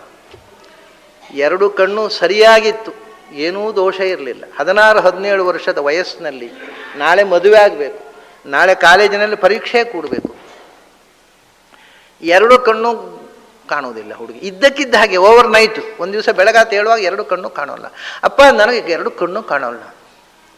ಅವರು ದೊಡ್ಡ ಬ್ಯಾಂಕಿನ ಆಫೀಸರ್. ಅವರು ಎಲ್ಲ ಬಾಂಬೆ ಕರ್ಕೊಂಡು ಹೋದರು, ಕಲ್ಕತ್ತಾ ಕರ್ಕೊಂಡು ಹೋದರು, ಮಡ್ರಾಸ್, ಚೆನ್ನೈ ಕರ್ಕೊಂಡು ಹೋದರು. ಎಲ್ಲ ಕಡೆ ಡಾಕ್ಟ್ರು ಏನು ಹೇಳಿದರು ಅಂದರೆ, ಇದು nervous debility, no medicine for it. ಏನೂ ಮಾಡಲಿಕ್ಕೆ ಆಗುವುದಿಲ್ಲ ನಮ್ಮಿಂದ. ತನ್ನಷ್ಟಕ್ಕೆ ಕಣ್ಣು ಬಂದರೆ ಬಂತು, ಈಗ ತನ್ನಷ್ಟಕ್ಕೆ ಹೋಯ್ತಲ್ವ, ಹಾಗೆ ತನ್ನಷ್ಟಕ್ಕೆ ಬಂದರೆ ಬಂತು. ನಾವು ಗುಣ ಮಾಡಲಿಕ್ಕೆ ಆಗುವುದಿಲ್ಲ. We are helpless. ದೇವರನ್ನು ಪ್ರಾರ್ಥನೆ ಮಾಡಿ ಅಂದರು. ಎಲ್ಲ ದೇಶದ ಐ ಸ್ಪೆಷಲಿಸ್ಟ್ಗಳೆಲ್ಲ ಹೇಳಿದ ಮಾತಿದು. ಇದು ಒಂದು ನನಗೆ ಗೊತ್ತಿಲ್ಲ. ಅವ್ರು ಏನು ಅಂದರೆ, ಅವ್ರು ಎಲ್ಲ ಡಾಕ್ಟ್ರುಗಳೆಲ್ಲ ಕೈ ಬಿಟ್ಟ ಮೇಲೆ ಏನಾದರೂ ಮಂತ್ರ ಗಿಂತ್ರ ಮಾಡಿದ್ರೆ ಆಗುತ್ತೋ ಅಂತ ಹೇಳಿ ಕಡೆ ಯಾವುದ್ರಲ್ಲೂ ಆಗದಿದ್ರೆ ಇದು ಒಂದು ಉಪಯೋಗ ಇಲ್ಲದಿದ್ದದ್ದನ್ನು ಒಂದು ಮಾಡಿ ನೋಡುವ ಅಂತ ಕೆಲವರಿಗೆ ಕಾಣೋದುಂಟು. ಮಂತ್ರ ಗಿಂತ್ರ ಮಾಡಿದರೆ ಆಗುತ್ತೋ ಅಂತ ಬನ್ನಂಜಿಯವರು, ಏನಾದ್ರು ಮಂತ್ರ ಉಂಟೋ ಕಣ್ಣು ಬರಲಿಕ್ಕೆ ಅಂತ ಅವರು ಕರೆದದ ಕಡೆ ನೋಡಿದರೆ, ಕಣ್ಣು ಬರಲಿಕ್ಕೆ ಏನಾದರೂ ಮಂತ್ರ ಗಿಂತ್ರ ಮಾಡಿ ಏನಾದರೂ ಮಾಡಿದರೆ ಗುಣ ಆಗೋದಾದರೆ ಕೇಳುವ ಅಂತ. ನಾನು ಡಾಕ್ಟ್ರ್ ಹತ್ರ ಕಡೆಗೆ ಬಾಯ್ಬಿಟ್ರು. ಎಲ್ಲ ಡಾಕ್ಟ್ರ್ ಹತ್ರ ತೋರಿಸಿದ್ದೇವೆ, ಯಾವ ಡಾಕ್ಟ್ರು ಆಗುವುದಿಲ್ಲ ಹೇಳಿದ್ದಾರೆ. ನಮ್ಮ ವೈದ್ಯಶಾಸ್ತ್ರದ ಪ್ರಕಾರ ಇದಕ್ಕೆ ನೋ ಮೆಡಿಸಿನ್, ನೋ ಟ್ರೀಟ್ಮೆಂಟ್. ಕಣ್ಣಿನ ನರಗಳಲ್ಲಿ ನೆತ್ತರು ಸಂಚಾರ ಆಗೋದು ಕಮ್ಮಿ ಆಗಿದೆ, ನೆತ್ತರು ಸಪ್ಲೈ ಆಗ್ತಾ ಇಲ್ಲ, ಕಣ್ಣು ಅದೇ ನರ್ವಸ್ ಡೆಬಿಲಿಟಿ. ನರಗಳಲ್ಲಿ ಕಣ್ಣಿಗೆ ಬ್ಲಡ್ ಸರ್ಕ್ಯುಲೇಷನ್ ಹೋಗ್ತಾ ಇಲ್ಲ, ಸ್ಟಾಪ್ ಆಗಿಬಿಟ್ಟಿದೆ. ಏನು ಮಾಡಬೇಕು ಈಗ ನಮಗೆ ಗೊತ್ತಿಲ್ಲ. ಅದು ಸ್ಟಾಪ್ ಮಾಡಿದವನು ಯಾರೋ ಅವನೇ ಗಳಿಸ್ಬೇಕಷ್ಟೇ, ನಮಗೆ ಏನೂ ಮಾಡ್ಲಿಕ್ಕೆ ಬರೋದಿಲ್ಲ. ಅಸಹಾಯಕತೆ ಬಂದಾಗ ಮಾತ್ರ ಮನುಷ್ಯನಿಗೆ ಸ್ವಲ್ಪ ದೇವರ ನೆನಪು ಬರುತ್ತೆ. ಅವನಿಗೆ ತಾಕತ್ತಿರುವ ಸಮಯ ದೇವರು ಏನು ಮಾಡ್ತಾನೆ, ನಾನು ನನ್ನ ತಾಕತ್ತಿನಿಂದ ನಾನು ಮಾಡುವುದು ಅನ್ನೋ ಛಾಪು ಹೋಗುದು ಯಾವಾಗಲೂ ಇಂಥ ಸ್ಥಿತಿಯಲ್ಲಿ. ಅವರು ದೊಡ್ಡ ಶ್ರೀಮಂತ, ದೊಡ್ಡ ಬ್ಯಾಂಕಿನ ಆಫೀಸರು, ಅವರು ಎಲ್ಲ ಬಂದು, ಆಚಾರ್ಯರೇ ನಾವೆಲ್ಲ ಪ್ರಯತ್ನ ಮಾಡಿ ಆಯಿತು, ಏನಾದರೂ ಇದಕ್ಕೊಂದು ಪರಿಹಾರ. ಆವಾಗ ನಾನು ಹೇಳಿದೆ, ನೋಡಿ ಮನುಷ್ಯನ ಔಷಧ ಕೈಯಲ್ಲಿದೆ, ಎಲೆಕ್ಟ್ರೋಮ್ಯಾಗ್ನೆಟಿಕ್ ರೇಸು ಹೊರಗೆ ಪಾಸ್ ಆಗ್ತಾ ಇದೆ, ಎಲ್ಲರ ಕೈಯಲ್ಲೂ ಇದೆ. ಯಾರೆಲ್ಲಿ ಪ್ರಾಣ ಇದೆ ಅವರಲ್ಲಿ ಪ್ರಾಣಶಕ್ತಿ ಹೊರಗೆ ಹೋಗ್ತಾ ಇದೆ. ಅದು ಹೊರಗೆ ಹೋಗ್ತಾ ಇಲ್ಲ ಅಂದರೆ ಪ್ರಾಣ ಇಲ್ಲ ಅಂತ ಮುಂದಿನ ವ್ಯವಸ್ಥೆ ಮಾಡಬೇಕು. ಆದರೆ ಪ್ರಾಣ ಇದ್ದವ್ರ ಹತ್ರ ಎಲ್ಲ ಪ್ರಾಣಶಕ್ತಿ ಇನ್ನೊಬ್ಬರ ರೋಗವನ್ನು ಕ್ಯೂರ್ ಮಾಡುವಷ್ಟು ಪ್ರಮಾಣದಲ್ಲಿ ಇರೋದಿಲ್ಲ, ಅವರಿಗೇ ಬೇಕೋ ಬೇಡೋ ಅನ್ನುವಷ್ಟು ಪ್ರಮಾಣದಲ್ಲಿ ಇರುತ್ತೆ. ಅಂಥವರು ಇನ್ನೊಬ್ಬರಿಗೆ ಪ್ರಾಣಶಕ್ತಿ ಕೊಡ್ಲಿಕ್ಕೆ ಬರೋದಿಲ್ಲ. ಬಟ್ ನಮ್ಮಲ್ಲಿ ಪ್ರಾಣಶಕ್ತಿ ಪೂರ್ಣ ಪ್ರಮಾಣದಲ್ಲಿದ್ದರೆ ಅದನ್ನು ಇನ್ನೊಬ್ಬರಿಗೆ ಸಪ್ಲೈ ಮಾಡ್ಬೋದು. ಇದನ್ನೇ ಟಚ್ ಹೀಲ್ ಅಂತ ಹೇಳೋದು. It's most scientific touch heal. ಇನ್ನೊಬ್ಬರಿಗೆ ಪ್ರಾಣಶಕ್ತಿ ಕೊಡಬಹುದು. ಅವರಲ್ಲಿ ಪ್ರಾಣಶಕ್ತಿ ಕೊರತೆ ಇದ್ದದ್ರಿಂದಲೇ ಕಣ್ಣು ನೋವು, ನರ್ವಸ್ ಡೆಬಿಲಿಟಿ ಏನು ಬರುವುದು, ಯಾವ ರೋಗ ಬರುವುದು ಕೂಡ ಅದು ಆ್ಯಂಟಿಬಾಡಿ ರೆಸಿಸ್ಟೆನ್ಸ್ ಪವರ್ ಕಮ್ಮಿ ಆದಾಗ. ರೆಸಿಸ್ಟೆನ್ಸ್ ಪವರ್ ಕಮ್ಮಿ ಆಗುವುದು ಪ್ರಾಣಶಕ್ತಿ ಕಮ್ಮಿ ಆದಾಗ. ಒಳಗಿಂದ ಪ್ರಾಣದೇವರ ಗಟ್ಟಿ ಕೂತ್ರೆ ಯಾವ ರೆಸಿಸ್ಟೆನ್ಸು ಬೇಡ, ಯಾವ ಕಾಯಿಲೆಯೂ ಬರೋದಿಲ್ಲ. ಆ್ಯಂಟಿಬಾಡಿಯಾಗಿ ಪ್ರಾಣಶಕ್ತಿ ಕೆಲಸ ಮಾಡುತ್ತೆ. ಪ್ರಾಣಶಕ್ತಿ ಕಮ್ಮಿ ಆದಾಗ ರೋಗಗಳು ಅಟ್ಯಾಕ್ ಆಗೋದು, ಎಲ್ಲ ಡೆಬಿಲಿಟಿಗಳು. ಅದರಿಂದ ಹೇಳಿದೆ, ಇದಕ್ಕೆ ಒಂದೇ ಒಂದು ಅಂದರೆ ಇದು ಅದರಿಂದ ದೇಹದಿಂದ ನಾವೇನು ಶಕ್ತಿಪಾತ ಉಂಟಲ್ಲ, ಇದು ಸೈಂಟಿಫಿಕ್. ಇದು ಮೂಢನಂಬಿಕೆ ಅಲ್ಲ, ಅಥವಾ ಮಂತ್ರದ ಪವಾಡ ಅಲ್ಲ, ಇದು ಸೈಂಟಿಫಿಕ್. ಅದರ ಜೊತೆಗೆ ನಿಮಗೆ ಧನ್ವಂತರಿ ಮಂತ್ರ ಗೊತ್ತಿದ್ದರೆ ಮತ್ತು ಧನ್ವಂತರಿಯ ಬಗ್ಗೆ ಅಪಾರವಾದ ಶ್ರದ್ಧೆ ಇದ್ದರೆ, ಸ್ಪರ್ಶ ಮಾಡುವಾಗ ಧನ್ವಂತರಿ ಮಂತ್ರ ಜಪ ಮಾಡಿದರೆ ಈ ನ್ಯಾಚುರಲ್ ಆಗಿರ್ತಕ್ಕಂಥ ಫಿಸಿಕಲ್ ಪವರ್ನ ಜೊತೆಗೆ ಮಾಂತ್ರಿಕ ಪವರು ಸೇರಿ the effect will be double. ಅದು ಅಯ್ಯೋ ಧನ್ವಂತರಿ ಮಂತ್ರ ಹೇಳಿದರೆ ಮಂತ್ರಕ್ಕೆ ಮಾವಿನಕಾಯಿ ಉರುಳುತ್ತಾ ಅಂತ ತಿಳ್ಕೊಂಡೇ ಮಾಡಿದರೆ ಯಾರಿಗೂ ಏನೋ ಆಗೋದು. ಅಯ್ಯೋ ಏನು, ಅಥವಾ ಅವನೇನ್ರಿ ಅವನೇನು ಧನ್ವಂತರಿ ಮಂತ್ರ ಹೇಳಿದ್ರೆ ಆಗತ್ತ, ನಾವು ಹೇಳಿದ್ರೆ ಆಗೋಲ್ಲ, ಅವನು ಹೇಳಿದ್ರೆ ಆಗತ್ತ ಅಂತ ಕೆಲವರಿಗೆ ಇದೆಲ್ಲ ಭ್ರಮೆಗಳು. ಹಾಗೆ ತಿಳ್ಕೊಂಡವರು ಯಾವತ್ತೂ ಆಗುವುದಿಲ್ಲ ಅಂಥವ್ರು ಮಾಡಿದ್ರೆ. ಅಂದರೆ ಈಗೋ ಇದ್ದರೆ ಆಗೋದು, ಶರಣಾಗತಿ ಇದ್ದರೆ, ಧನ್ವಂತರಿಯ ಭಗವತ್ ಶಕ್ತಿಯ ಬಗ್ಗೆ ನಂಬಿಕೆ ಮತ್ತು ಶರಣಾಗತಿ ಇದ್ದರೆ ಭಯಂಕರ ಬೇಗ ಕೆಲಸ ಮಾಡುತ್ತೆ. ಇದು ಯಾವ ರೋಗಗಳನ್ನು ಗುಣ ಮಾಡಬಹುದು, ಇಂಥದ್ದೊಂದು ಪ್ರಸಂಗ. ನಾನು ಏನು ಮಾಡಿದೆ, ದಯವಿಟ್ಟು ಇದನ್ನು ಯಾವುದೇ ಒಂದು ಪ್ರಚಾರದ ದೃಷ್ಟಿಯಿಂದ ಬಳಸಿಕೊಳ್ಬೇಡಿ. ಮತ್ತು ಯಾರು ನನ್ನ ಹತ್ರ ಬಂದು ನನಗೆ ತಲೆನೋವಾಗುತ್ತೆ ಒಂಚೂರು ತಲೆ ಕೈ ಹಿಡಿ ಅಂತ ಕೇಳಲಿಕ್ಕೆ ಬರಬೇಡಿ. ನನಗೆ ಬೇರೆ ಕೆಲಸ ಇದೆ. ಇದಲ್ಲ, ಇದು ಏನು ಅಂದರೆ, ನಾನು ಒಂದು ಸಂಗತಿ ಯಾಕೆ ಹೇಳ್ತಾ ಇದ್ದೇನೆ ಅಂದರೆ, ಯಾವ ರೀತಿ ಕೆಲಸ ಮಾಡುತ್ತೆ ಮನುಷ್ಯನ ಎನರ್ಜಿ. ನರ್ವಸ್ ಡೆಬಿಲಿಟಿ ತಂದು ಕೂಡಿಸಿದ್ರು ಆ ಹುಡುಗಿಯನ್ನು. ನಾನು ಆ ಊರಿನಿಂದ ಅದರ ಮಾರನೇ ದಿವಸ ನನ್ನ ಕಾರ್ಯಕ್ರಮ ಮುಗಿದು ಊರು ಬಿಟ್ಟು ಹೋಗುವ ನೆಕ್ಸ್ಟ್ ಡೇ ಒಂದು ದಿವಸ ಅಲ್ಲಿ ಕ್ಯಾಂಪ್ ಇದೆ. ನಾನು ಹೇಳಿದೆ, ಕಣ್ಣು ನೋವು ನರ್ವಸ್ ಡೆಬಿಲಿಟಿಯನ್ನು ಕೂಡ ವೈದ್ಯಶಾಸ್ತ್ರ ಗುಣ ಮಾಡದೇ ಇದ್ದಂಥ ಸಂಗತಿಗಳನ್ನು ಟಚ್ ಹಿನ್ನಿಂದ ಗುಣ ಮಾಡಲಿಕ್ಕೆ ಬರುತ್ತೆ. ಆದರೆ ಅದು ಈಗ ವೈದ್ಯರು ಮದ್ದು ಕೊಟ್ಟು ನೋಡುವ ಅಂತ ಹೇಳ್ತಾರೆ. ಮದ್ದು ಕೊಟ್ಟದ್ದು 100ಕ್ಕೆ 100ರಷ್ಟು ಸಕ್ಸಸ್ ಆಗುತ್ತೆ ಅಂತ ಗ್ಯಾರಂಟಿ ಅಲ್ಲ. ಹಾಗೆಯೇ ಅದನ್ನು ಎರಡು ಥರ, ಕೊಡುವವನ ಶಕ್ತಿ, ತಗೊಳ್ಳುವವರ ರಿಸೆಪ್ಟಿಬಿಲಿಟಿ. ಅವರು ರಿಸೀವ್ ಮಾಡದೆ ಅವರ ಮಾನಸಿಕವಾಗಿ ಅದನ್ನು ರಿಸೀವ್ ಮಾಡಬೇಕು. ಅದೆಲ್ಲ ಹೊಂದಿಕೊಂಡಿದೆ ಅದರ ಇಫೆಕ್ಟು. ತಗೊಳ್ಳುವವರಿಗೆ ನಂಬಿಕೆ ಇಲ್ಲದೆ ಇದ್ದರೆ ಸ್ವಲ್ಪ ಪರಿಣಾಮ, ಇದು ಎನರ್ಜಿ ಆಗತ್ತೆ. ಆದರೆ ಆ ನಂಬಿಕೆ ಕಮ್ಮಿ ಆದಾಗ ಮೈಂಡ್ ರಿಫ್ಯೂಸ್ ಮಾಡ್ತದೆ. ಡಾಕ್ಟ್ರ್ ಮೇಲೆ ನಂಬಿಕೆ ಇಲ್ಲದೆ ಡಾಕ್ಟ್ರ್ ಕೊಟ್ಟ ಮದ್ದು ಕೆಲಸ ಮಾಡೋದಿಲ್ಲ. ಹಾಗೆಯೇ ಅದರಿಂದ ಅದನ್ನು ರಿಸೀವ್ ಮಾಡುವಂಥವರು ಮನಸ್ಥಿತಿ, ಕೊಡುವವನ ಶಕ್ತಿ, ಇದನ್ನು ಅವಲಂಬಿಸಿ ಅದು ವೇರಿಯೇಷನ್ ಇದೆ. ಆದರೆ ಖಂಡಿತವಾಗಿ ಕಣ್ಣು ಬರುವಂತೆ ಮಾಡಬಹುದು ಶಕ್ತಿಪಾತದಿಂದ. ಆದರೆ ಡಾಕ್ಟ್ರ್ ಹೇಳೋದಿಲ್ಲ ಒಂದು ಕೋರ್ಸ್ ತಗೊಳ್ಳಿ, 1 ವಾರ ತಗೋಬೇಕು, 24 ದಿವಸ ತಗೋಬೇಕು, 48 ದಿವಸ, 1 ಮಂಡಲ ತಗೊಳ್ಬೇಕು. ನಾನು ಹೇಳಿದೆ, ನಾನು ಬಂದದ್ದಕ್ಕೆ ಇವತ್ತು ಟಚ್ ಹೀಲ್ ಮಾಡಿ ಹೋಗ್ತೇನೆ. ಆದರೆ ನಾನು ನಾಳೆ ಒಂದು ದಿವಸ ಇರೋದು, ನಾನು ಊರಿಗೆ ಹೋಗ್ತೇನೆ. ನನ್ನ ಟಚ್ ಹೀಲ್ನಿಂದ ಗುಣ ಆಗುತ್ತೆ ಅಂತ ನೀವು ತಿಳ್ಕೊಂಡು ಏನೋ ದೊಡ್ಡ ಸಂಗತಿ ಮಾಡಬೇಡಿ. ನಾನು ಬಂದದ್ದಕ್ಕೆ ದೇವರನ್ನು ಪ್ರಾರ್ಥನೆ ಮಾಡಿ ಟಚ್ ಹೀಲ್ ಮಾಡಿ ಹೋಗ್ತೇನೆ. ಮತ್ತು ಮುಂದೆ ನೀವು ಮಾಡಬೇಕಾದಂಥ ಟ್ರೀಟ್ಮೆಂಟ್ ಮುಂದುವರಿಸಿ ಅಂತ ಅವರು ನನ್ನ ಕರ್ಕೊಂಡು ಹೋಗಿ ಕೂಡಿಸಿಬಿಟ್ಟಿದ್ದಾರಲ್ಲ. ಅಲ್ಲಿಂದ ಪಾರಾಗುವ ಉಪಾಯ ಕಾಣದೆ ನಾನು ಟಚ್ ಹೀಲ್ ಮಾಡಿ ಬಂದೆ. ನನಗೆ ಆಶ್ಚರ್ಯ, ಮರುದಿವಸ ನಾನು ಯಾವ ಮನೆಯಲ್ಲಿ ಉಳ್ಕೊಂಡಿದ್ದೇನೋ ಆ ಮನೆಗೆ ಆ ಒಂದೇ ಹುಡುಗಿ ಬಂದುಬಿಟ್ಟಿದೆ, ಒಬ್ಬಳೆ ಬಂದುಬಿಟ್ಟಿದ್ದಾಳೆ. ನಾನು ಏನಮ್ಮ ಯಾರ ಒಟ್ಟಿಗೆ ಬಂದು? ಯಾರ ಒಟ್ಟಿಗೂ ಇಲ್ಲ, ಮತ್ತೆ ಹೇಗೆ ಬಂದು?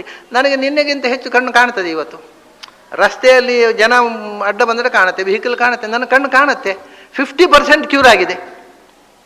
ಹಾಗಾಗಿ ನೀವು ಇವತ್ತಿದ್ದಿರಲ್ಲ, ಇವತ್ತೊಂದು ಟಚ್ ಮಾಡಿ ಹೋಗಿ ಅಂತ ಬಂದು ಕೂತ್ಬಿಟ್ಟಿದೆ ಹುಡುಗಿ.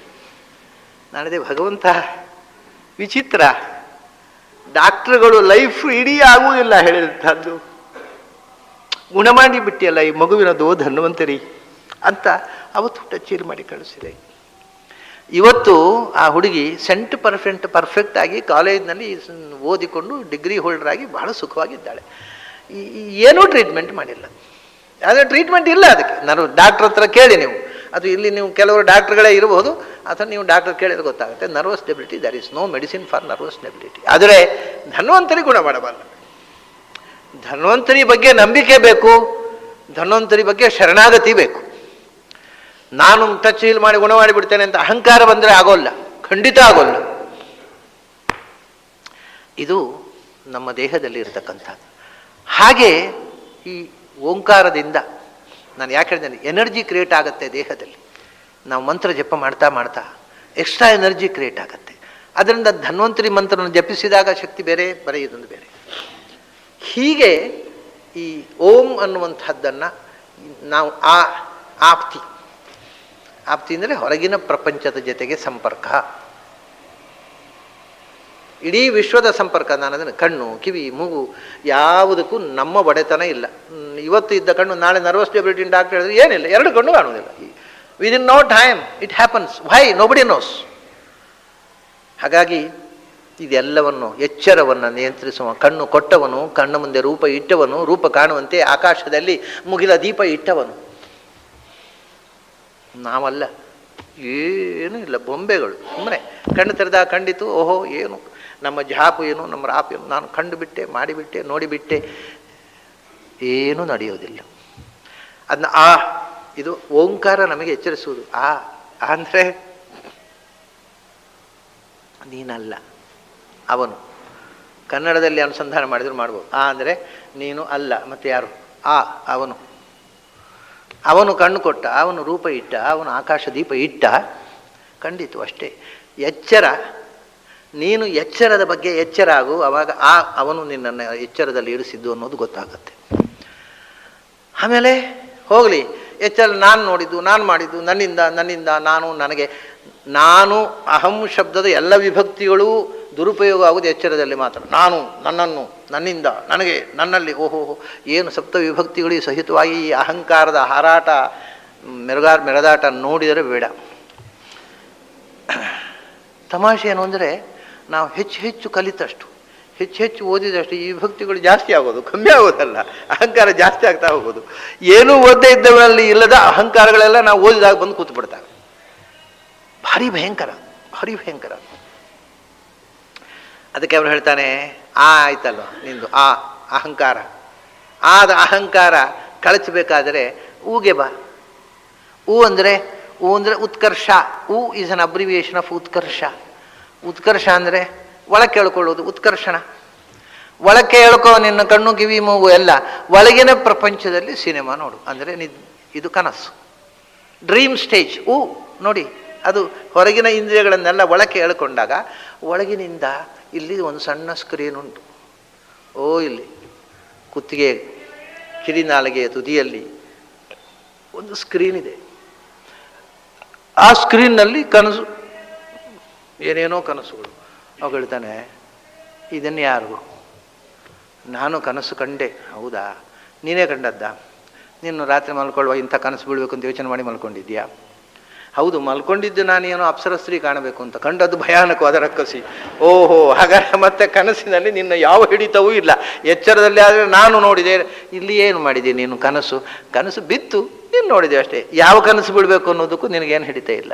ಯಾಕೆ ಬೀಳುತ್ತೆ ಗೊತ್ತಿಲ್ಲ.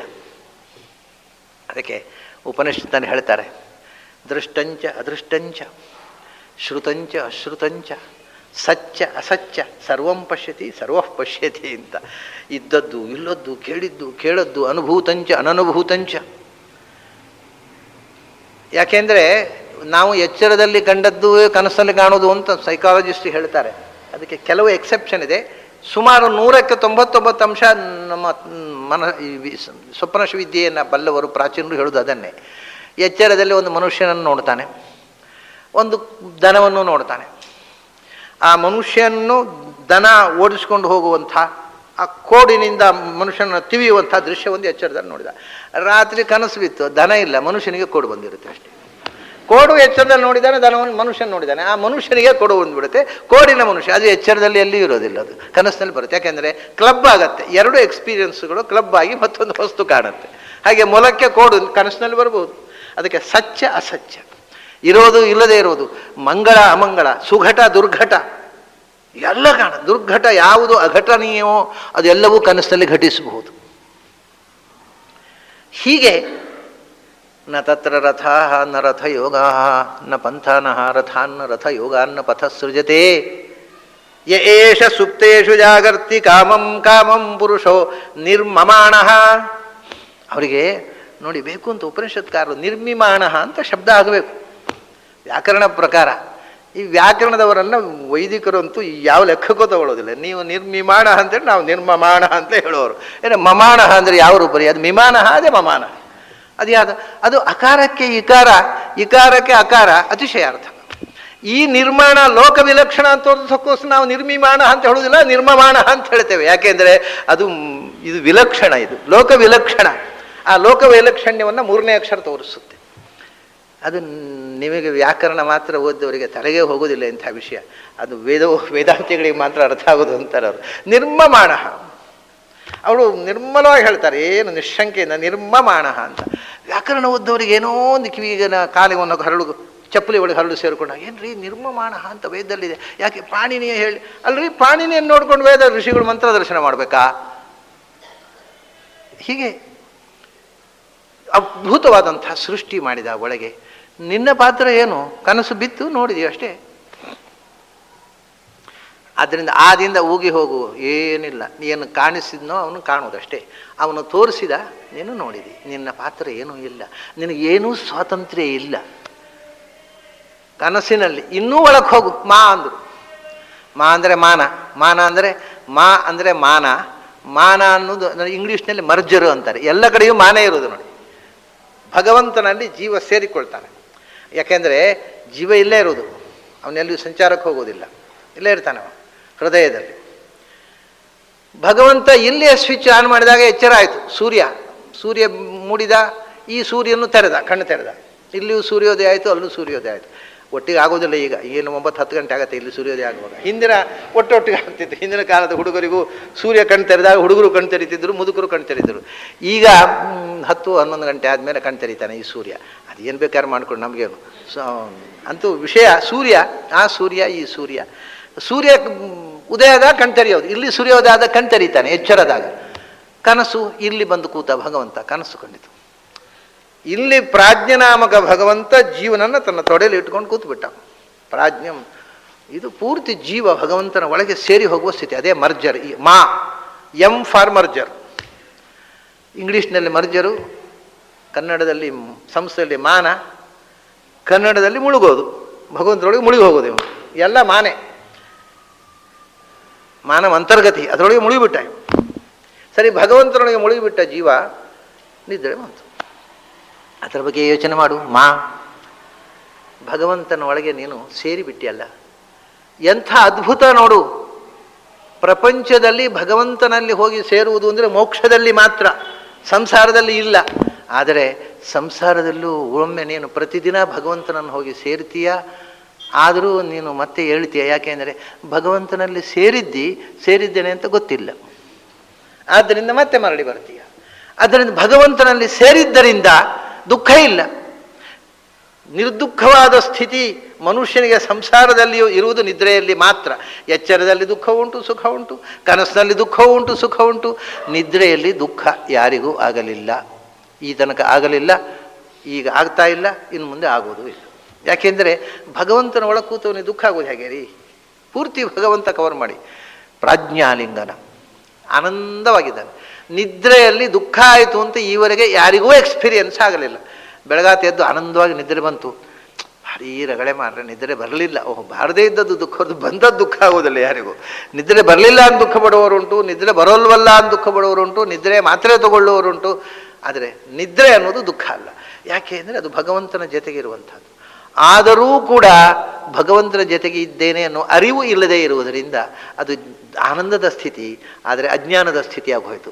ಆ ಅಜ್ಞಾನದಿಂದ ಭಗವಂತನಿಂದ ಮತ್ತೆ ದೂರ ಸರಿದ. ಇಲ್ಲದ್ರೆ ಭಗವಂತನ ಜೊತೆಗೆ ಕೂತು ಬಿಡ್ಬೋದಿತ್ತು, ದೂರ ಸರಿದ. ಹಾಗಾದರೆ ಇದ್ದದ್ದರಲ್ಲಿ ಅದ್ಭುತವಾದ ದುಃಖದ ಅನುಭವವೇ ಇಲ್ಲದ ಆನಂದದ ಸ್ಥಿತಿ ಉಂಟಲ್ಲ ಅದು ಹೇಗೆ ಬಂತಯ್ಯ?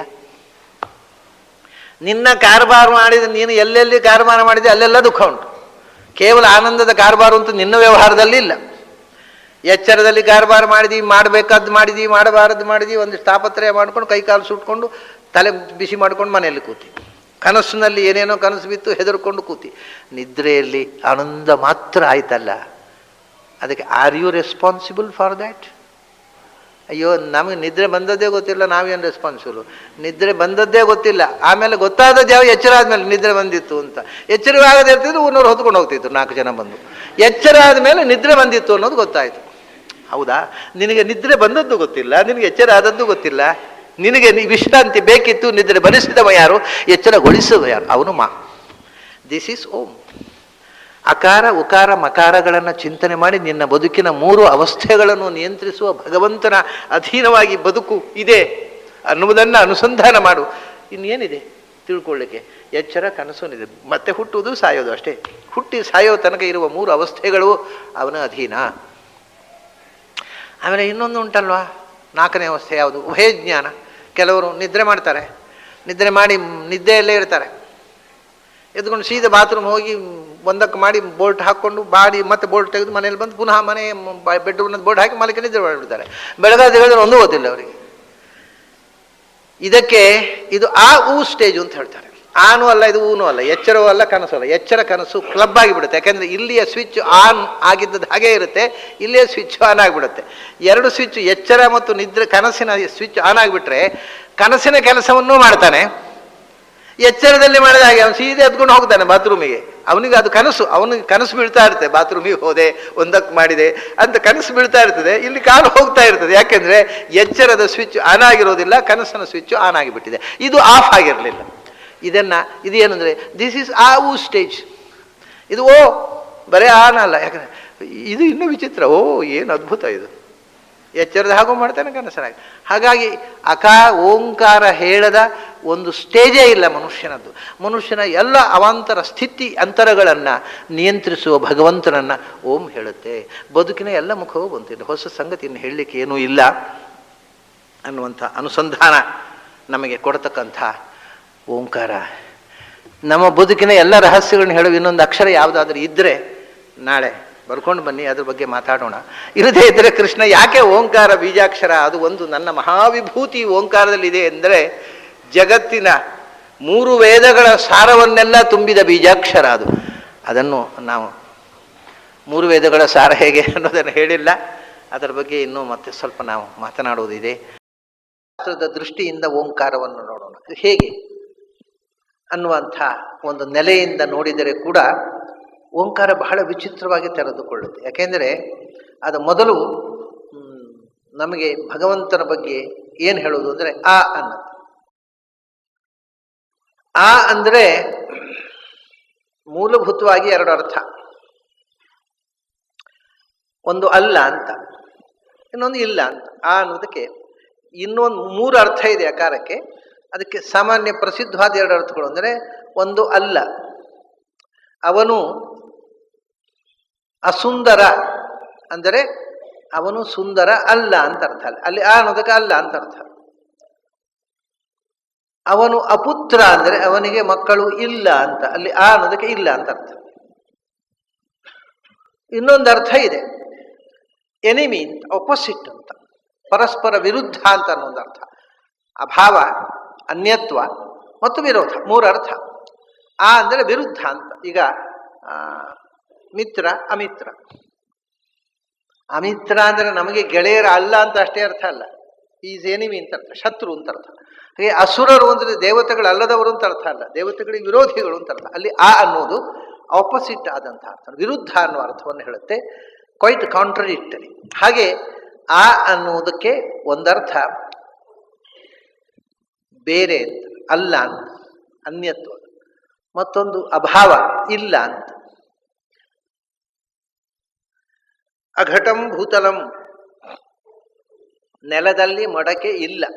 ನೆಲ ಮಡಕೆ ಅಲ್ಲ ಅಂತ ಅರ್ಥ ಅಲ್ಲ, ನೆಲದಲ್ಲಿ ಮಡಕೆ ಇಲ್ಲ. ಹಾಗೆ ಅಲ್ಲಿ ಕೆಲವು ಕಡೆ ಅಂದರೆ ಅದು ಅಭಾವ ಅಂತಾರೆ, ಇಲ್ಲದಿರ್ಬೇಕು, ಅಭಾವ, ಆಬ್ಸೆನ್ಸ್. ಅಭಾವ ಅನ್ನೋದು ಕೆಲವು ಕಡೆ ಅರ್ಥ. ಅವನು ಸುಂದರ ಅಲ್ಲ, ಅಲ್ಲ ಅಂದ್ರೆ ಈಸ್ ಡಿಫರೆಂಟ್ ಫ್ರಮ್, ಅಲ್ಲಿ ಭಿನ್ನ, ಅವನು ಸುಂದರವಾದ ವಸ್ತುವಿಗಿಂತ ಭಿನ್ನ. ಅಲ್ಲ ಅಂದರೆ ಅಲ್ಲಿ ಭೇದ, ಭೇದ, ಅಭಾವ ಮತ್ತು ವಿರೋಧ, ಈ ಮೂರು ಅರ್ಥಗಳನ್ನು ಆಕಾರ ಹೇಳುತ್ತೆ. ಮೂರೇ, ನಾಲ್ಕನೇ ಅರ್ಥ ಅದಕ್ಕಿಲ್ಲ. ಭಾಷಾಶಾಸ್ತ್ರದ ಪ್ರಕಾರ ಈ ಮೂರೇ ಅರ್ಥ ಇರುವುದು. ತಮಾಷೆ ಏನು ಅಂದರೆ, ದೇವರು ಅಂದರೆ ಏನು? ನಮಗೆ ದೇವರ ಬಗ್ಗೆ ತಿಳ್ಕೋಬೇಕಪ್ಪ, ನಾವು ದೇವರನ್ನು ಉಪಾಸನೆ ಮಾಡಬೇಕು ಅಂದರೆ ನೋಡಿ, ಎಷ್ಟು ದೊಡ್ಡ ಭಾಷಾಶಾಸ್ತ್ರಜ್ಞರು ಪ್ರಾಚೀನರು ಆ ಅಂದರು. ಓಂಕಾರ ಅಂದ್ರೆ ಮೊದಲ ದೇವರು ಅಂದರೆ ಆ. ಇದೊಂದು ತಮಾಷೆ ಏನು ಗೊತ್ತುಂಟ? ಭಾಷಾಶಾಸ್ತ್ರದ ಒಂದು ನೆಲೆಯಿಂದ ಇದನ್ನು ನೋಡಬೇಕು ಅಂತ ನಾನು ಅದಕ್ಕೆ ಹೇಳಿದ್ದು. ಭಾಷಾಶಾಸ್ತ್ರದಲ್ಲಿ ಒಂದು ಸಂಗತಿ ಏನು ಅಂದರೆ, ನಮಗೆ ಗೊತ್ತಿಲ್ಲದೆ ಇದ್ದ ಶಬ್ದವನ್ನು ಭಾಷೆಯ ಮೂಲಕ ಇನ್ನೊಬ್ಬನಿಗೆ ಗೊತ್ತುಪಡಿಸ್ಲಿಕ್ಕೆ ಬರೋದಿಲ್ಲ. ಇದು ಒಂದು ಬೇಸಿಕ್ ಆದ ಸಂಗತಿ ಭಾಷಾಶಾಸ್ತ್ರದಲ್ಲಿ. ನಮಗೆ ಗೊತ್ತಿಲ್ಲದೆ ಇದ್ದ ಸಂಗತಿಯನ್ನ ಯಾವುದೇ ಭಾಷೆಯ ಮೂಲಕ ಗೊತ್ತುಪಡಿಸಲಿಕ್ಕೆ ಆಗುವುದಿಲ್ಲ. ಗೊತ್ತಿದ್ದ ಸಂಗತಿಯನ್ನ ಭಾಷೆಯ ಮೂಲಕ ನೆನಪು ಮಾಡಲಿಕ್ಕಾಗತ್ತೆ. ಈಗ ಒಬ್ಬ ಮನುಷ್ಯನಿಗೆ ಆನೆ ಅಂದರೆ ಏನು ಅಂತ ಗೊತ್ತೇ ಇಲ್ಲ, ಆ ಶಬ್ದವಾದ ಪರಿಚಯವೇ ಇಲ್ಲ ಆ ಪ್ರಾಣಿದು. ಅವನಿಗೆ ನೀವು ಗಜ ಅಂತ ಹೇಳಿ, ಎಲಿಫೆಂಟ್ ಅಂತ ಹೇಳಿ, ಆನೆ ಅಂತ ಹೇಳಿ, ಏನು ಹೇಳಿದ್ರು ಒಂದೇ. ಅದು ಕಮ್ಯುನಿಕೇಟ್, ಯಾಕಂದರೆ ಆ ವಸ್ತುವೇ ಗೊತ್ತಿಲ್ಲ ಅವನಿಗೆ. ವಸ್ತುವಿನ ಪರಿಚಯ ಇಲ್ಲದವನಿಗೆ ಯಾವ ಶಬ್ದ ಹೇಳಿದರೂ ಒಂದೇ. ಶಬ್ದ ವಸ್ತುವನ್ನು ಪರಿಚಯಿಸಿಕೊಡುವುದಿಲ್ಲ. ವಸ್ತುವಿನ ಪರಿಚಯ ಆದ ಮೇಲೆ ನಾವು ಕರ್ಕೊಂಡು ಹೋಗ್ತೇವೆ, ಕರ್ಕೊಂಡೋಗಿ ಝೂನಲ್ಲಿ ತೋರಿಸ್ತೇವೆ, ಅದು ಆನೆ ಅಂತ ಮಕ್ಕಳಿಗೆ ತೋರಿಸ್ತೇವೆ. ತಕ್ಷಣ ಆಮೇಲೆ ಆನೆ ಅಂತ ಹೇಳಿದ ಕೂಡಲೇ ಆ ಪ್ರಾಣಿ ನೆನಪಾಗುತ್ತೆ. ಸೊ ಭಾಷೆಗೆ ಗೊತ್ತಿಲ್ಲದೆ ಇದ್ದದ್ದನ್ನು ಗೊತ್ತುಪಡಿಸುವ ಶಕ್ತಿ ಇಲ್ಲ, ಗೊತ್ತಿದ್ದದ್ದನ್ನು ನೆನಪಿಸುತ್ತೆ ಅಷ್ಟೇ. ಯಾವ ಭಾಷೆ ಆದರೂ ಸರಿ, ನಮಗೆ ಗೊತ್ತಿಲ್ಲದೆ ಇದ್ದ ಸಂಗತಿಯನ್ನು ಶಬ್ದದಿಂದ ತಿಳಿಸ್ಲಿಕ್ಕೆ ಬರೋದಿಲ್ಲ. ಬರೀ ಶಬ್ದ ಅಷ್ಟೇ. ಅದು ನಗಾರಿ ಶಬ್ದ, ಹಾಗೆ ಏನೋ ಶಬ್ದ ಮಾಡಿದ್ರಪ್ಪ, ಆಯಿತು 1 ಗಂಟೆ ಭಾಷಣ ಮಾಡಿದ್ರೆ ಎಂತೂ ಅರ್ಥ ಆಗಲಿಲ್ಲ ನನಗೆ ಅಂತ ಅಷ್ಟೇ. ಅದು ಗೊತ್ತಾಗಬೇಕಾಗಿದ್ದನ್ನು, ಇದು ಬ್ರಹ್ಮ, ದೇವರು ಅಂದರೆ ಏನು? ಹೂ ಇಸ್ ಬ್ರಹ್ಮನ್, ವಾಟ್ ಈಸ್ ಬ್ರಹ್ಮನ್, ಹೆಂಗೆ ಹೇಳೋದು ಶಬ್ದದಿಂದ? ಏನು ಹೇಳಿದ್ರು ಶಬ್ದವೇ ಅಲ್ವಾ? ಯಾಕೆಂದ್ರೆ ಯಾರಿಗೆ ಬ್ರಹ್ಮ ಅಂದರೆ ಏನು ಅಂತ ಗೊತ್ತಿಲ್ಲವೋ ಅವನಿಗೆ ಯಾವ ಶಬ್ದದಿಂದ ಹೇಳಿದ್ರು ಒಂದೇ. ಇದೇ ನ ತತ್ರ ಚಕ್ಷುರ್ಗಚ್ಚತಿ ನ ವಾಗ್ಗಚ್ಚತಿ ನೋ ಮನಃ ಯಥೋ ವಾಚೋ ನಿವರ್ತಂತೆ ಪ್ರಾಪ್ಯ ಮನಸಾ ಸಹ. ಯಾವ ಶಬ್ದದಿಂದಲೂ ಹೇಳಲಿಕ್ಕಾಗದ ಸಂಗತಿ. ಯಾಕೆಂದ್ರೆ ಗೊತ್ತಿಲ್ಲದೆ ಇದ್ದ ಸಂಗತಿಯನ್ನು ಯಾವ ಶಬ್ದದಿಂದ ಹೇಳಿದ್ರು ಒಂದೇ, ಹೇಳಿದ್ರು ಒಂದೇ. ಇದು ಮೂಲಭೂತವಾಗಿ ಭಾಷೆಯ ಒಂದು ಸಮಸ್ಯೆ. ಇದನ್ನು ಬಹಳ ಜನ ಗಮನಿಸಿರೋದಿಲ್ಲ. ಏನಿದ್ರು ಭಾಷೆಯ ಮೂಲಕ ತಿಳಿಸ್ಲಿಕ್ಕೆ ಬರುತ್ತೆ ಅಂತ ತಿಳ್ಕೊಂಡು ಬಿಟ್ಟಿದ್ದಾರೆ. ಭಾಷೆಯ ಮೂಲಕ ತಿಳಿಸ್ಲಿಕ್ಕೆ ಆಗೋದಿಲ್ಲ. ನಮಗೆ ಗೊತ್ತಿದ್ದದ್ದನ್ನು ಮಾತ್ರವೇ ಭಾಷೆಯ ಮೂಲಕ ಇನ್ನೊಬ್ಬರಿಗೆ ಕಮ್ಯುನಿಕೇಟ್ ಮಾಡಬಹುದು ಹೊರತು ನಮಗೆ ಗೊತ್ತಿಲ್ಲದೆ ಇದ್ದದ್ದನ್ನು ಭಾಷೆಯ ಮೂಲಕ ಇನ್ನೊಬ್ಬರಿಗೆ ಗೊತ್ತುಪಡಿಸಲಿಕ್ಕೆ ಆಗುವುದಿಲ್ಲ. ಹಾಗಾಗಿ ಈಗೊಂದು ಕಷ್ಟ ಇದಲ್ಲ. ದೇವರು ಅಂದರೆ ಎಂಥದ್ದು ಹೇಳಬೇಕು. ಯಾಕಂದರೆ ಕಣ್ಣಿನಿಂದ ನೋಡ್ಲಿಕ್ಕೆ ಆಗುವಂಥದ್ದಲ್ಲ, ಪ್ರತ್ಯಕ್ಷಕ್ಕೆ ಸಿಗುವಂಥದ್ದಲ್ಲ. ಪ್ರತ್ಯಕ್ಷಕ್ಕೆ ಸಿಗದೇ ಇದ್ದದ್ದನ್ನು ಲಾಜಿಕ್ ಮಾಡೋದು ಎಂಥದ್ದು? ಏನು ಲಾಜಿಕ್ಕು ಮಾಡ್ಲಿಕ್ಕೆ ಬರೋದಿಲ್ಲ. ಹಾಗಾದ್ರೆ ಇನ್ಫರೆನ್ಸು ಇಲ್ಲ, ಪರ್ಸೆಪ್ಷನ್ನೂ ಇಲ್ಲ. ಮತ್ತು ಹಾಗಾದರೆ ಯಾವುದನ್ನು ಶಬ್ದದಿಂದ ಹೇಳಲಿಕ್ಕೆ ಆಗುವುದಿಲ್ಲವೋ ಅದನ್ನು ಶಿಷ್ಯನಿಗೆ ಶಬ್ದದ ಮೂಲಕವೇ ಗುರು ಪರಿಚಯಿಸಿಕೊಡ್ಬೇಕು. ಇದು ಒಂದು ಅನಿವಾರ್ಯತೆ, ಫಿಲಾಸಫಿಯ ಅನಿವಾರ್ಯತೆ. ಶಬ್ದದಿಂದ ಹೇಳಲಿಕ್ಕೆ ಆಗದ್ದನ್ನು ಶಬ್ದದ ಮೂಲಕವೇ ಹೇಳೋದು. ಅದಕ್ಕೇನು ಮಾಡಿದರು? ಬಹಳ ಅದ್ಭುತವಾದ ಎಕ್ಸ್ಪ್ರೆಷನ್ ಇದು. ಏನು ಅಂದರೆ, ನಿಮಗೆ ಯಾವುದೇ ಒಂದು ಶಬ್ದದ ಮೂಲಕ ಮೊದಲು ಪರಿಚಯಿಸುವ ವಿಧಾನ ಏನು ಗೊತ್ತುಂಟ? ಪಾಸಿಟಿವ್ ಆಗಿ ಪರಿಚಯ ಮಾಡಿಸ್ಲಿಕ್ಕೆ ಬರೋದಿಲ್ಲ. Only negative introduction is possible. ಇವಾಗ ಒಬ್ಬ ಮನುಷ್ಯ ಅವನ ಜೀವಮಾನದಲ್ಲೇ ಕಾಫಿ ಕುಡ್ದಿಲ್ಲ. ನಾನು ನೋಡಿದ್ದೇನೆ ಅಂಥವ್ರನ್ನ, ಬಹಳ ಮಂದಿಯನ್ನ. ಕಾಫಿಗೆ ಹಳಬರು ಹಿಂದಿನವರು ಕಾಫಿಯನ್ನು ಟೇಸ್ಟೇ ಮಾಡಿರೋದಿಲ್ಲ. ಅವರು ಸಪೋಸ್ ನಿಮ್ಮ ಹತ್ರ ಕೇಳಿದ್ರು ಅಂತ ಇಟ್ಕೊಳ್ಳಿ, ನೀವು ದಿನಾ ಕಾಫಿ ಕುಡಿತೀರಲ್ಲ, ಹೇಗಿರುತ್ತೆ ಅದು? ಹೇಗಿರುತ್ತೆ ಅಂದರೆ ಗ್ಲಾಸ್ನಲ್ಲಿ ತಂದು ತೋರಿಸೋದಾ, ಲಿಕ್ವಿಡ್ ಆಗಿ ಹೀಗಿರುತ್ತೆ ಅಂತ. ಅವರು ಕೇಳೋದು ಅದರ ಟೇಸ್ಟ್ ಹೇಗಿರುತ್ತೆ ಅಂತ. Can you explain the taste of coffee through words to anybody else? ನೀವು ಕೇಳಬೇಕು, ಎಷ್ಟು ಗಂಟೆ ಬೇಕಾದ್ರೆ ಎಕ್ಸ್ಪ್ಲೈನ್ ಮಾಡಿ, ಕಾಫಿ ಟೇಸ್ಟ್ ಗೊತ್ತಾಗತ್ತಾ? ಶಬ್ದ ಅಷ್ಟೇ. ಕಾಫಿ ಅಂದರೆ ಹೇಗಿತ್ತು, ಏನೋ ವರ್ಣನೆ ಮಾಡಿದ್ರಪ್ಪ ಭಾರಿ ರುಚಿ ಅಂತೆ. ಏನು ಹಾಗಂದ್ರೆ ನನಗೆ ಗೊತ್ತಿಲ್ಲಪ್ಪ, ನಾನು ನೋಡಿಲ್ಲ, ನಾನು ಕುಡಿದು ನೋಡಿಲ್ಲ, ನನಗೆ ಗೊತ್ತಿಲ್ಲ. ರಾತ್ರಿ ಬೆಳಗಿನ ತನಕ ನೀವು ಪ್ರವಚನ ಮಾಡಿದ್ರು ಕೂಡ ಕಾಫಿ ಅಂದ್ರೆ ಏನು ಅಂತ ಗೊತ್ತಾಗೋಲ್ಲ, ಬ್ರಹ್ಮ ಅಂದ್ರೆ ಏನು ಅಂತ ಗೊತ್ತಾಗುತ್ತಾ? ಕಾಫಿ ಏನು ಅಂತ ಶಬ್ದದಿಂದ ಎಕ್ಸ್ಪ್ಲೈನ್ ಮಾಡಿ ಇನ್ನೊಬ್ಬರಿಗೆ ಕಮ್ಯುನಿಕೇಟ್ ಮಾಡ್ಲಿಕ್ಕೆ ಆಗೋದಿಲ್ಲ, ಬ್ರಹ್ಮ ತತ್ವವನ್ನು ಮಾಡ್ಲಿಕ್ಕೆ ಆಗತ್ತಾ? ಸೊ ಇದು ಸಮಸ್ಯೆ. ಅದಕ್ಕೆ ಒಂದು ಟೆಕ್ನಿಕ್ ಮಾಡಿದ್ರು ಅವರು. ಕಾಫಿ ಅಂದರೆ ಏನು ಅಂದರೆ ಏನು ಹೇಳ್ಬೋದು ಗೊತ್ತುಂಟು? ಬಹಳ ಅಂದರೆ, ನೀವು ಎಂಥದ್ದು ಕುಡಿದಿದ್ದೀರಿ? ನಾವು ಹಾಲು ಕುಡಿದಿದ್ದೀವಿ, ಹಾಲಿನ ಹಾಗಿಲ್ಲ. ಕಾಫಿ ಹಾಲಿನ ಹಾಗಿಲ್ಲ. ಆಮೇಲೆ ಜ್ಯೂಸ್ ಕುಡಿದಿದ್ದೀರಿ, ಜ್ಯೂಸಿನ ಹಾಗಿಲ್ಲ. ನೀವು ಯಾವುದೆಲ್ಲ ಕುಡಿದಿದ್ದೀರಿ ಅದು ಯಾವುದ್ರ ಹಾಗೂ ಇಲ್ಲ. ಅಷ್ಟೇ, ಶಬ್ದದಿಂದ ಹೇಳಲಿಕ್ಕೆ ಹೇಗಿದೆ ಅಂತ ಹೇಳಲಿಕ್ಕೆ ಬರೋದಿಲ್ಲ, ಹೇಗಿದೆ ಅಂತ ಹೇಳಲಿಕ್ಕೆ ಬರೋದಿಲ್ಲ. ನೀವು ಕುಡಿದು ನೋಡಿದ್ದು ಯಾವುದೂ ಅಲ್ಲ. ಅದೇ ಏನು ಬ್ಯೂಟಿಫುಲ್ ನೋಡಿ. ಇದು ಭಾಷಾಶಾಸ್ತ್ರದ ಪ್ರಕಾರ ಭಗವಂತನ ಬಗ್ಗೆ ಹೇಳಲಿಕ್ಕೆ ಸಾಧ್ಯ ಇರುವ ಏಕಮಾತ್ರ ಎಕ್ಸ್ಪ್ರೆಷನ್. ಅವನು ಏನು ಅಂದರೆ, ನೀವು ತಿಳ್ಕೊಂಡು ಯಾವುದೂ ಅಲ್ಲ, ಅಷ್ಟೇ. ನೋಡಿ, ತಿಳಿಸೋ ವಿಧಾನ, ಶಬ್ದದಿಂದ ತಿಳಿಸ್ಲಿಕ್ಕೆ ಆಗದ್ದನ್ನು ತಿಳಿಸೋ ವಿಧಾನ ಏನು ಅಂದರೆ, ಪ್ರಪಂಚದಲ್ಲಿ ನಿನಗೆ ಏನೇನು ಗೊತ್ತಿದೆ ಅದು ಯಾವುದೂ ಅಲ್ಲ. It is totally different from all the non things. ನಿನಗೆ ಗೊತ್ತಿರುವ ಯಾವುದೂ ಅಲ್ಲ ಅದು. ಅಂದರೆ ನೇತಿ ನೇತಿ ಆತ್ಮ ಅಗೃಹ್ಯ ನಹಿ ಗೃಹ್ಯತೆ. ಉಪನಿಷತ್ತು ಹೇಳಿದ ದೇವರು ಅಂದರೆ ನಿನಗೆ ಗೊತ್ತಿರುವ ಯಾವ ವಸ್ತುವು ಅಲ್ಲ. ಹೀಗೆ ಹೇಳಿದ್ರೆ ಅರ್ಥ ಆಗುತ್ತೆ, ನೆಗೆಟಿವ್ ಹೇಳಿ ಅರ್ಥ ಆಗುತ್ತೆ. ಯಾಕೆಂದರೆ ಗೊತ್ತಿದ್ದದ್ದು ಯಾವುದೊಂದು ಗೊತ್ತಿದೆ, ಅದು ಅಲ್ಲ ಅಂತಿಷ್ಟು ಗೊತ್ತಾಯಿತು. ಹಾಗಾಗಿ ದೇವರ ಬಗ್ಗೆ ಹೇಳೋದೇನು ಅಂದರೆ, ಅದು ನಿನಗೆ ಗೊತ್ತಿದ್ದದ್ದಲ್ಲ. ಅದು ಮಣ್ಣಲ್ಲ, ಅದು ನೀರಲ್ಲ, ಅದು ಬೆಂಕಿಯಲ್ಲ, ಅದು ಗಾಳಿಯಲ್ಲ, ಅದು ಆಕಾಶ ಅಲ್ಲ. ನಮಗೆ ಗೊತ್ತಿರೋದು ಈ 5ರದ್ದೇ ಕಾಂಬಿನೇಷನ್ನಿಂದ ಆದ ಪ್ರಪಂಚ ಹೊರತು ಈ 5ರ ಆಚೆಗೆ ಇದ್ದದ್ದು ಯಾವುದೂ ನಮಗೆ ಗೊತ್ತಿಲ್ಲ. ನಮಗೆ ಗೊತ್ತಿರೋದು ಈ 5. ಪ್ರಪಂಚದಲ್ಲಿ ಯಾವ ವಸ್ತು ತೆಗೆದರೂ ಅದರಲ್ಲಿ ಇರೋದು ಈ 5 ಕಂಟೆಂಟ್: ಮಣ್ಣು, ನೀರು, ಬೆಂಕಿ, ಗಾಳಿ, ಆಕಾಶ. ಅದು ಗುಲಾಬಿ ಹೂವಿನಲ್ಲೂ ಮಣ್ಣು, ನೀರು, ಬೆಂಕಿಯೇ ಇರೋದು. ಗುಲಾಬಿ ಹೂವು ಹಾಕಿದ ಗೊಬ್ಬರದಲ್ಲೂ ಮಣ್ಣು, ನೀರು, ಬೆಂಕಿಯೇ ಇರೋದು. ಗುಲಾಬಿಯಲ್ಲಿ ಹೂವಿನಲ್ಲೂ ಮಣ್ಣು, ನೀರು, ಬೆಂಕಿಯೇ. ಅದರ ಮುಳ್ಳಿನಲ್ಲೂ ಮಣ್ಣು, ನೀರು, ಬೆಂಕಿ. ಅದರ ಎಲೆಯಲ್ಲೂ ಮಣ್ಣು, ನೀರು, ಬೆಂಕಿ. ಅದರ ಕಾಂಡದಲ್ಲೂ ಮಣ್ಣು, ನೀರು, ಬೆಂಕಿ. ಇದರ ರೇಷಿಯೋ ಬದಲಾವಣೆಯಿಂದ ಒಂದು ಹೂ ಆಗುತ್ತೆ, ಒಂದು ಕಾಂಡ ಆಗುತ್ತೆ, ಒಂದು ಮುಳ್ಳಾಗತ್ತೆ, ಒಂದು ಸುಗಂಧ ಆಗುತ್ತೆ, ಒಂದು ದುರ್ಗಂಧ ಆಗುತ್ತೆ. ಎಲ್ಲದಲ್ಲೂ ಕಂಟೆಂಟ್ ಇರುವುದು 3. ತ್ರಿವೃತ್ತ ಕಾರಣ. ಹಾಗಾಗಿ ನಮಗೆ ಗೊತ್ತಿರುವುದೆಲ್ಲವೂ made of these 3 elements: earth, water and fire.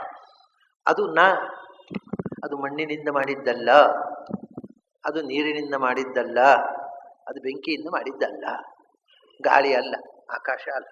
ನಾ ಇದು ದೇವರನ್ನ ಮೊದಲು ನೀವು ಯಾವುದು ಹೌದು ಅಂತ ತಿಳಿಯುವುದು ಕಷ್ಟ, ಯಾವುದಲ್ಲ ಅಂತ ತಿಳ್ಕೊ.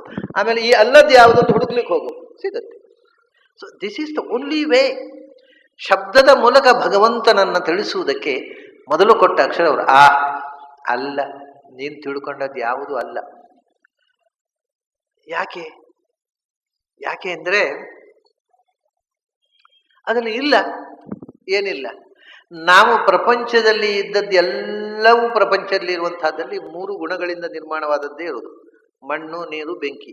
ಮಣ್ಣು ಅಂದರೆ ತಮೋಗುಣ, ನೀರು ಅಂದರೆ ರಜೋಗುಣ, ಬೆಂಕಿ ಅಂದರೆ ಸತ್ವಗುಣ. ಸತ್ವ, ರಜಸ್ಸು, ತಮಸ್ಸು. ಸೊ ಪ್ರತಿಯೊಂದು ವಸ್ತುವು ಈ 3 ಗುಣಗಳಿಂದ ನಿರ್ಮಾಣ ಮಾಡಿದ್ದು. ಅದರಲ್ಲಿ ಸತ್ವವೂ ಇಲ್ಲ, ರಜಸ್ಸು ಇಲ್ಲ, ತಮಸ್ಸು ಇಲ್ಲ. ಅದು ನೀನು ತುಳಿದ ಯಾವುದೂ ಅಲ್ಲ. ಯಾಕೆಂದರೆ ನೀನು ತುಳಿದ ವಸ್ತುವಿನಲ್ಲಿ ಇರುವಂತಹ ತ್ರಿಗುಣ ಅಲ್ಲಿ ಇಲ್ಲ. ಅದು ಸತ್ವ, ರಜಸ್, ತಮೋ ಗುಣಗಳಿಂದ ಅತೀತ. ತ್ರೈಗುಣ್ಯ ವರ್ಜಿತಮಜಂ ವಿಭವ. ತ್ರೈಗುಣ್ಯ ವರ್ಜಿತಂ. ಆದರೆ ಸತ್ವರಜಸ್ ತಮೋ ಗುಣಗಳಿಲ್ಲ. ನೀನು ತಿಳ್ಕೊಂಡಂಥ ವಸ್ತು ಅಲ್ಲ. ನಿನಗೆ ಗೊತ್ತಿರುವಂಥ ಯಾವ ಸಂಗತಿಯೂ ಅಲ್ಲಿ ಇಲ್ಲ. ಮತ್ತು ಗಮ್ಮತ್ತೇನೆಂದರೆ, ನಮಗೆ ಸುಖ ಅಂತ ಗೊತ್ತುಂಟು, ಆದರೆ ನಮಗೆ ಸುಖ ಅಂದರೆ ದುಃಖದ ಒಟ್ಟಿಗಿರುವ ಸುಖ ಮಾತ್ರ ಗೊತ್ತಿರೋದು. ಸುಖ ದುಃಖ ಅದು ಅಲ್ಲಿ ದುಃಖ ಇಲ್ಲ, ಅದು ಗೊತ್ತಿಲ್ಲ ನನಗೆ. ದುಃಖ ಇಲ್ಲದ ಸುಖ ಅನ್ನೋ ಸಂಗತಿಯೇ ಗೊತ್ತಿಲ್ಲ. ಆಮೇಲೆ ನಮಗೆ ಜ್ಞಾನ ಗೊತ್ತುಂಟಪ್ಪ, ನಾವು ಜ್ಞಾನಿಗಳು, ಆದರೆ ಅಜ್ಞಾನ ಉಂಟು. ಓಹೋ, ಅಜ್ಞಾನ ಇಲ್ಲದ ಜ್ಞಾನ ಅನ್ನೋ ವಿಷಯವೇ ಗೊತ್ತಿಲ್ಲ ನಮಗೆ. ಅಲ್ಲಿ ಅಜ್ಞಾನ ಇಲ್ಲದ ಜ್ಞಾನ ಅದು, ಇದು ಯಾವುದೂ ನಿನಗೆ ಗೊತ್ತಿಲ್ಲ. ಆದ್ದರಿಂದ ನಿನಗೆ ಗೊತ್ತಿರುವ ಯಾವ ಸಂಗತಿಯೂ ಅಲ್ಲ. ಯಾಕೆಂದ್ರೆ ನಿನಗೆ ಗೊತ್ತಿರುವ ವಸ್ತುವಿನಲ್ಲಿ ಏನಿದೆ ಅದು ಅಲ್ಲಿ ಇಲ್ಲ. ಹೀಗೆ ಮೊದಲು ನೆಗೆಟಿವ್ ಆಗಿ ಭಗವಂತನನ್ನ ಪರಿಚಯಿಸಿಕೊಡೋದು ಬಹಳ ಅದ್ಭುತವಾದ ವಿಧಾನ ಇದು. ನಾವು ಧ್ಯಾನ ಮಾಡುವುದಾದ್ರೂ ಹಾಗೆಯೇ ಮಾಡಬೇಕು. ಭಗವಂತನನ್ನ ತಿಳಿಯಲಿಕ್ಕೆ ಮತ್ತೆ ಅದು ನಿನ್ನ ತಿಳಿವಿಗೆ ಸಿಗುವಂಥದ್ದು ಅಲ್ಲ, ಕರೆ ಅಲ್ಲಿ ಹೋಯ್ತು. ಹಾಗಾದ್ರೆ ದೇವರನ್ನು ತಿಳಿಲಿಕ್ಕೆ ಪ್ರಯತ್ನ ಮಾಡೋದು ಯಾಕೆ? ಪ್ರಯತ್ನ ತಿಳಿಲಿಕ್ಕೆ ಆಗುವುದಲ್ಲ, ತಿಳಿಯುವಂಥದ್ದಲ್ಲ ಅಂದಮೇಲೆ ಬಿಟ್ಟು ಬಿಡೋಣ ಅಂದ್ರೆ ಹಾಗಲ್ಲ. ನೀನು ತಿಳ್ಕೊಬೇಕೇನು ಅಂತ. ಅದು ತಿಳಿಲಿಕ್ಕೆ ಆಗುವಂಥದ್ದಲ್ಲ ಅಂತ ತಿಳ್ಕೊಂಡಾಗಾಯ್ತಲ್ಲ. ದೇವರ ಬಗ್ಗೆ ಒಂದು ತಿಳುವಳಿಕೆ ಬಂತಲ್ಲ, ಅಷ್ಟಾದ್ರೂ ಗೊತ್ತಾಯ್ತಲ್ಲ. ಹಾಗೆ ಆ ಯಾಕೆ ಅಂದ್ರೆ ಅದರ ನಂತರ ಸೆಮಿ ನೆಗೆಟಿವ್ ಆಗಿ ಹೇಳಿದರು. ಅದು ಪೂರ್ತಿ 100% ನೆಗೆಟಿವ್ ಅಲ್ಲ. ಅನ್ನುವುದು ಒಂಚೂರು ನೆಗೆಟಿವ್, ಒಂಚೂರು ಪಾಸಿಟಿವ್. ಅದು ಅಂದರೆ ನೀನು ತಿಳಿಯಬಹುದಾದ ಎಲ್ಲಕ್ಕಿಂತಲೂ ಉನ್ನತ ಅನ್ನೋದು ಪಾಸಿಟಿವ್. ಅದೇ ಮತ್ತಲ್ಲಿ ನೀನು ತಿಳಿಲಿಕ್ಕೆ ಆಗುವಂತಹದ್ದಲ್ಲ, ನೆಗೆಟಿವ್ ಕಮ್ ಪಾಸಿಟಿವ್ ಆಗಿರ್ತಕ್ಕಂಥ ಶಬ್ದ ಕೊಟ್ಟರು. ಅದು ಅಂದರೆ ಅಂದರೆ ಉತ್ತಮ. ನೀನು ತಿಳಿಯಬಹುದಾದ ಎಲ್ಲಕ್ಕಿಂತಲೂ ಎಬವ್ ಇದೆ, ಅದು ಮೇಲೆ ಇದೆ, ಉಪರ್ ಅಂದರೆ ಉಪರಿ, ಉನ್ನತ, ಎಲ್ಲಕ್ಕಿಂತ ಮೇಲೆ. ನಿನ್ನ ಬುದ್ಧಿ, ನಿನ್ನ ಚಿಂತನೆ, ನಿನ್ನ ಕಲ್ಪನೆ ಎಲ್ಲಿ ತನಕ ಮೇಲಕ್ಕೆ ಹೋದೀತು ಅದಕ್ಕಿಂತಲೂ ಮೇಲೆ ಇದೆ. ನೀನು ಯೋಚಿಸಿ ಅದನ್ನು ಕಲ್ಪಿಸಿಕೊಳ್ಳಲಾರೆ, ಅಷ್ಟು ವಿಚಿತ್ರವಾದ ವಸ್ತು ಅದು. ಹಾಗಾದರೆ ನಾನು ಕಲ್ಪಿಸಲುವಾರೆ, ಯೋಚಿಸಲುವಾರೆ, ತಿಳಿಯಲುವಾರೆ, ಅದರ ಸುದ್ದಿ ಬಿಟ್ಟೇ ಬಿಡೋಣ ಅಂತನ್ನುವಾಗ ಮೂರನೇದಲ್ಲಿ ಪಾಸಿಟಿವಿಗೆ ಬಂದನು. Negative, semi negative, and then semi negative plus semi positive, then positive. ಅಂದರು. ಅಂದರೆ ಟು ನೋ, ನೀನು ತಿಳಿಯಬಲ್ಲೆ. ನೀನು ತಿಳಿದ ಯಾವುದೂ ಅಲ್ಲ, ನಿನ್ನ ತಿಳಿವಿಗೆ ಎಟಗುವುದಕ್ಕಿಂತ ಎತ್ತರದಲ್ಲಿದೆ. ಆದರೂ ಕೂಡ ನಿನ್ನ ಬುದ್ಧಿಯ ಪರಿಧಿಯ ಒಳಗೆ ಎಷ್ಟು ತಿಳ್ಕೊಳ್ಳಬಹುದೋ ಅಷ್ಟನ್ನ ನೀನು ತಿಳಿಯಬಲ್ಲೆ. ಅಲ್ಲಿ ನಿಲ್ಲಿಸಿದರು. ಅಂದರೆ ನೆಗೆಟಿವ್ನಿಂದ ಪಾಸಿಟಿವ್ ಬಂದು ನಿಲ್ಲಿಸಿದರು. ಇದು ಭಾಷಾಶಾಸ್ತ್ರ. ಭಾಷಾಶಾಸ್ತ್ರದಲ್ಲಿ ನಾವು ಮಕ್ಕಳಿಗೆ ಪಾಠ ಹೇಳಿಕೊಡ್ತಕ್ಕಂಥ ನಿಜವಾದ ಪಾಠ ಹೇಳಿ ಗೊತ್ತಿದ್ದ good teacher will do like this. ಮಕ್ಕಳಿಗೆ ಪಾಠ ಹೇಳುವಾಗ ಅವು ಏನೋ ಒಂದು ಪ್ರಶ್ನೆ ಕೇಳ್ತಾವೆ. ಹಾಗಂದ್ರೆ ಏನು ಸರ್ ಅಂತ ಮಕ್ಕಳಿಗೆ ಹೇಳಲಿಕ್ಕೆ ಆಗೋದಿಲ್ಲ ಎಷ್ಟೋ ಸಂಗತಿಗಳನ್ನು. ಯಾಕಂದ್ರೆ ಅವುಗಳಿಗೆ ಗೊತ್ತಿಲ್ಲದೆ ಇದ್ದ ಸಂಗತಿಯನ್ನ ಆ ಮಕ್ಕಳು ಕೇಳಿದ್ರೆ ಏನು ಹೇಳಬೇಕು? ಬಹಳ ಸಂದರ್ಭದಲ್ಲಿ ನಾವು ಮಕ್ಕಳಿಗೆ ಬೈದು ಬಿಡ್ತೇವೆ. ಬೈಯೋದಲ್ಲ, ಯಾಕೆಂದ್ರೆ ನಮಗೆ ಉತ್ತರ ಕೊಡ್ಲಿಕ್ಕೆ ಬರುವುದಿಲ್ಲ. ಒಂದು ಮಗು ಇರುತ್ತೆ, ಒಂದು 2 ವರ್ಷ, ಅದಕ್ಕೊಂದು ತಮ್ಮ ಹುಟ್ಟುವುದು ಅಂದ್ರೆ ಏನೊಂದು ಎಲ್ಲ ಗೊತ್ತಾಗುತ್ತೆ. ಸುಮ್ಮನೆ ಬಾಯಿ ಮುಚ್ಚಿ ಕೂತ್ಕೊ, ಮತ್ತೆ ಗೊತ್ತಾಗುತ್ತೆ. ಏನು ಹೇಳುದು ಅವರು? How to explain it to children?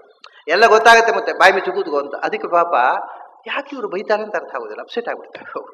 Children psychology ಗೊತ್ತಿಲ್ಲದೆ ಇದ್ದ ದೊಡ್ಡವರು ಮಕ್ಕಳನ್ನು ಹಾಳು ಮಾಡಿಬಿಡ್ತಾರೆ. ಈ ಗದರಿ ಬೆದರಿ ಏನೋ ಒಂದು ಹೇಳಿ ಅಧ್ವಾನ ಮಕ್ಕಳನ್ನ ದೊಡ್ಡದು ಮಾಡಲಿಕ್ಕೆ ಅದೊಂದು ದೊಡ್ಡ ಕಲೆ.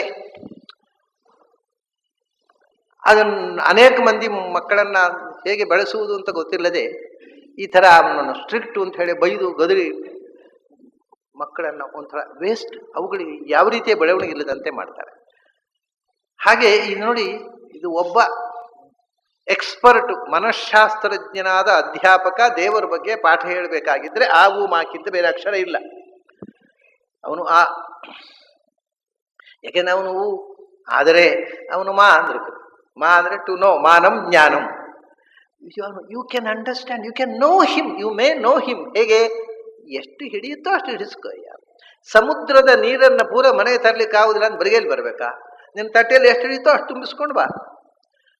ಅಂದರೆ ಭಗವಂತನನ್ನ ಪೂರ್ಣ ತಿಳಿಯಲಿಕ್ಕೆ ಆಗುವುದಿಲ್ಲ, ಆದರೆ ಎಷ್ಟು ತಿಳಿಯಲಿಕ್ಕೆ ಸಾಧ್ಯವೋ ಅಷ್ಟು ತಿಳಿಯುವಂಥದ್ದು ನಿನ್ನ ಕರ್ತವ್ಯ. ಅಲ್ಲಿಗೆ ನಿಲ್ಲಿಸಿದ್ರು ನೋಡಿ.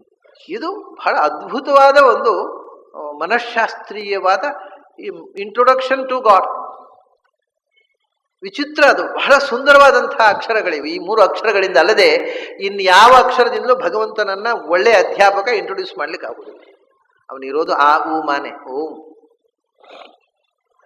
ಹೀಗೆ ಅವನಿಗೆ ಕೊನೆಗೆ ಆಸೆ ತುಂಬಿಸಿ ಪಾಸಿಟಿವ್ ಆಗಿ ಭಗವಂತನನ್ನ ನೋಡ್ಲಿಕ್ಕೆ ಪ್ರಯತ್ನ ಮಾಡು.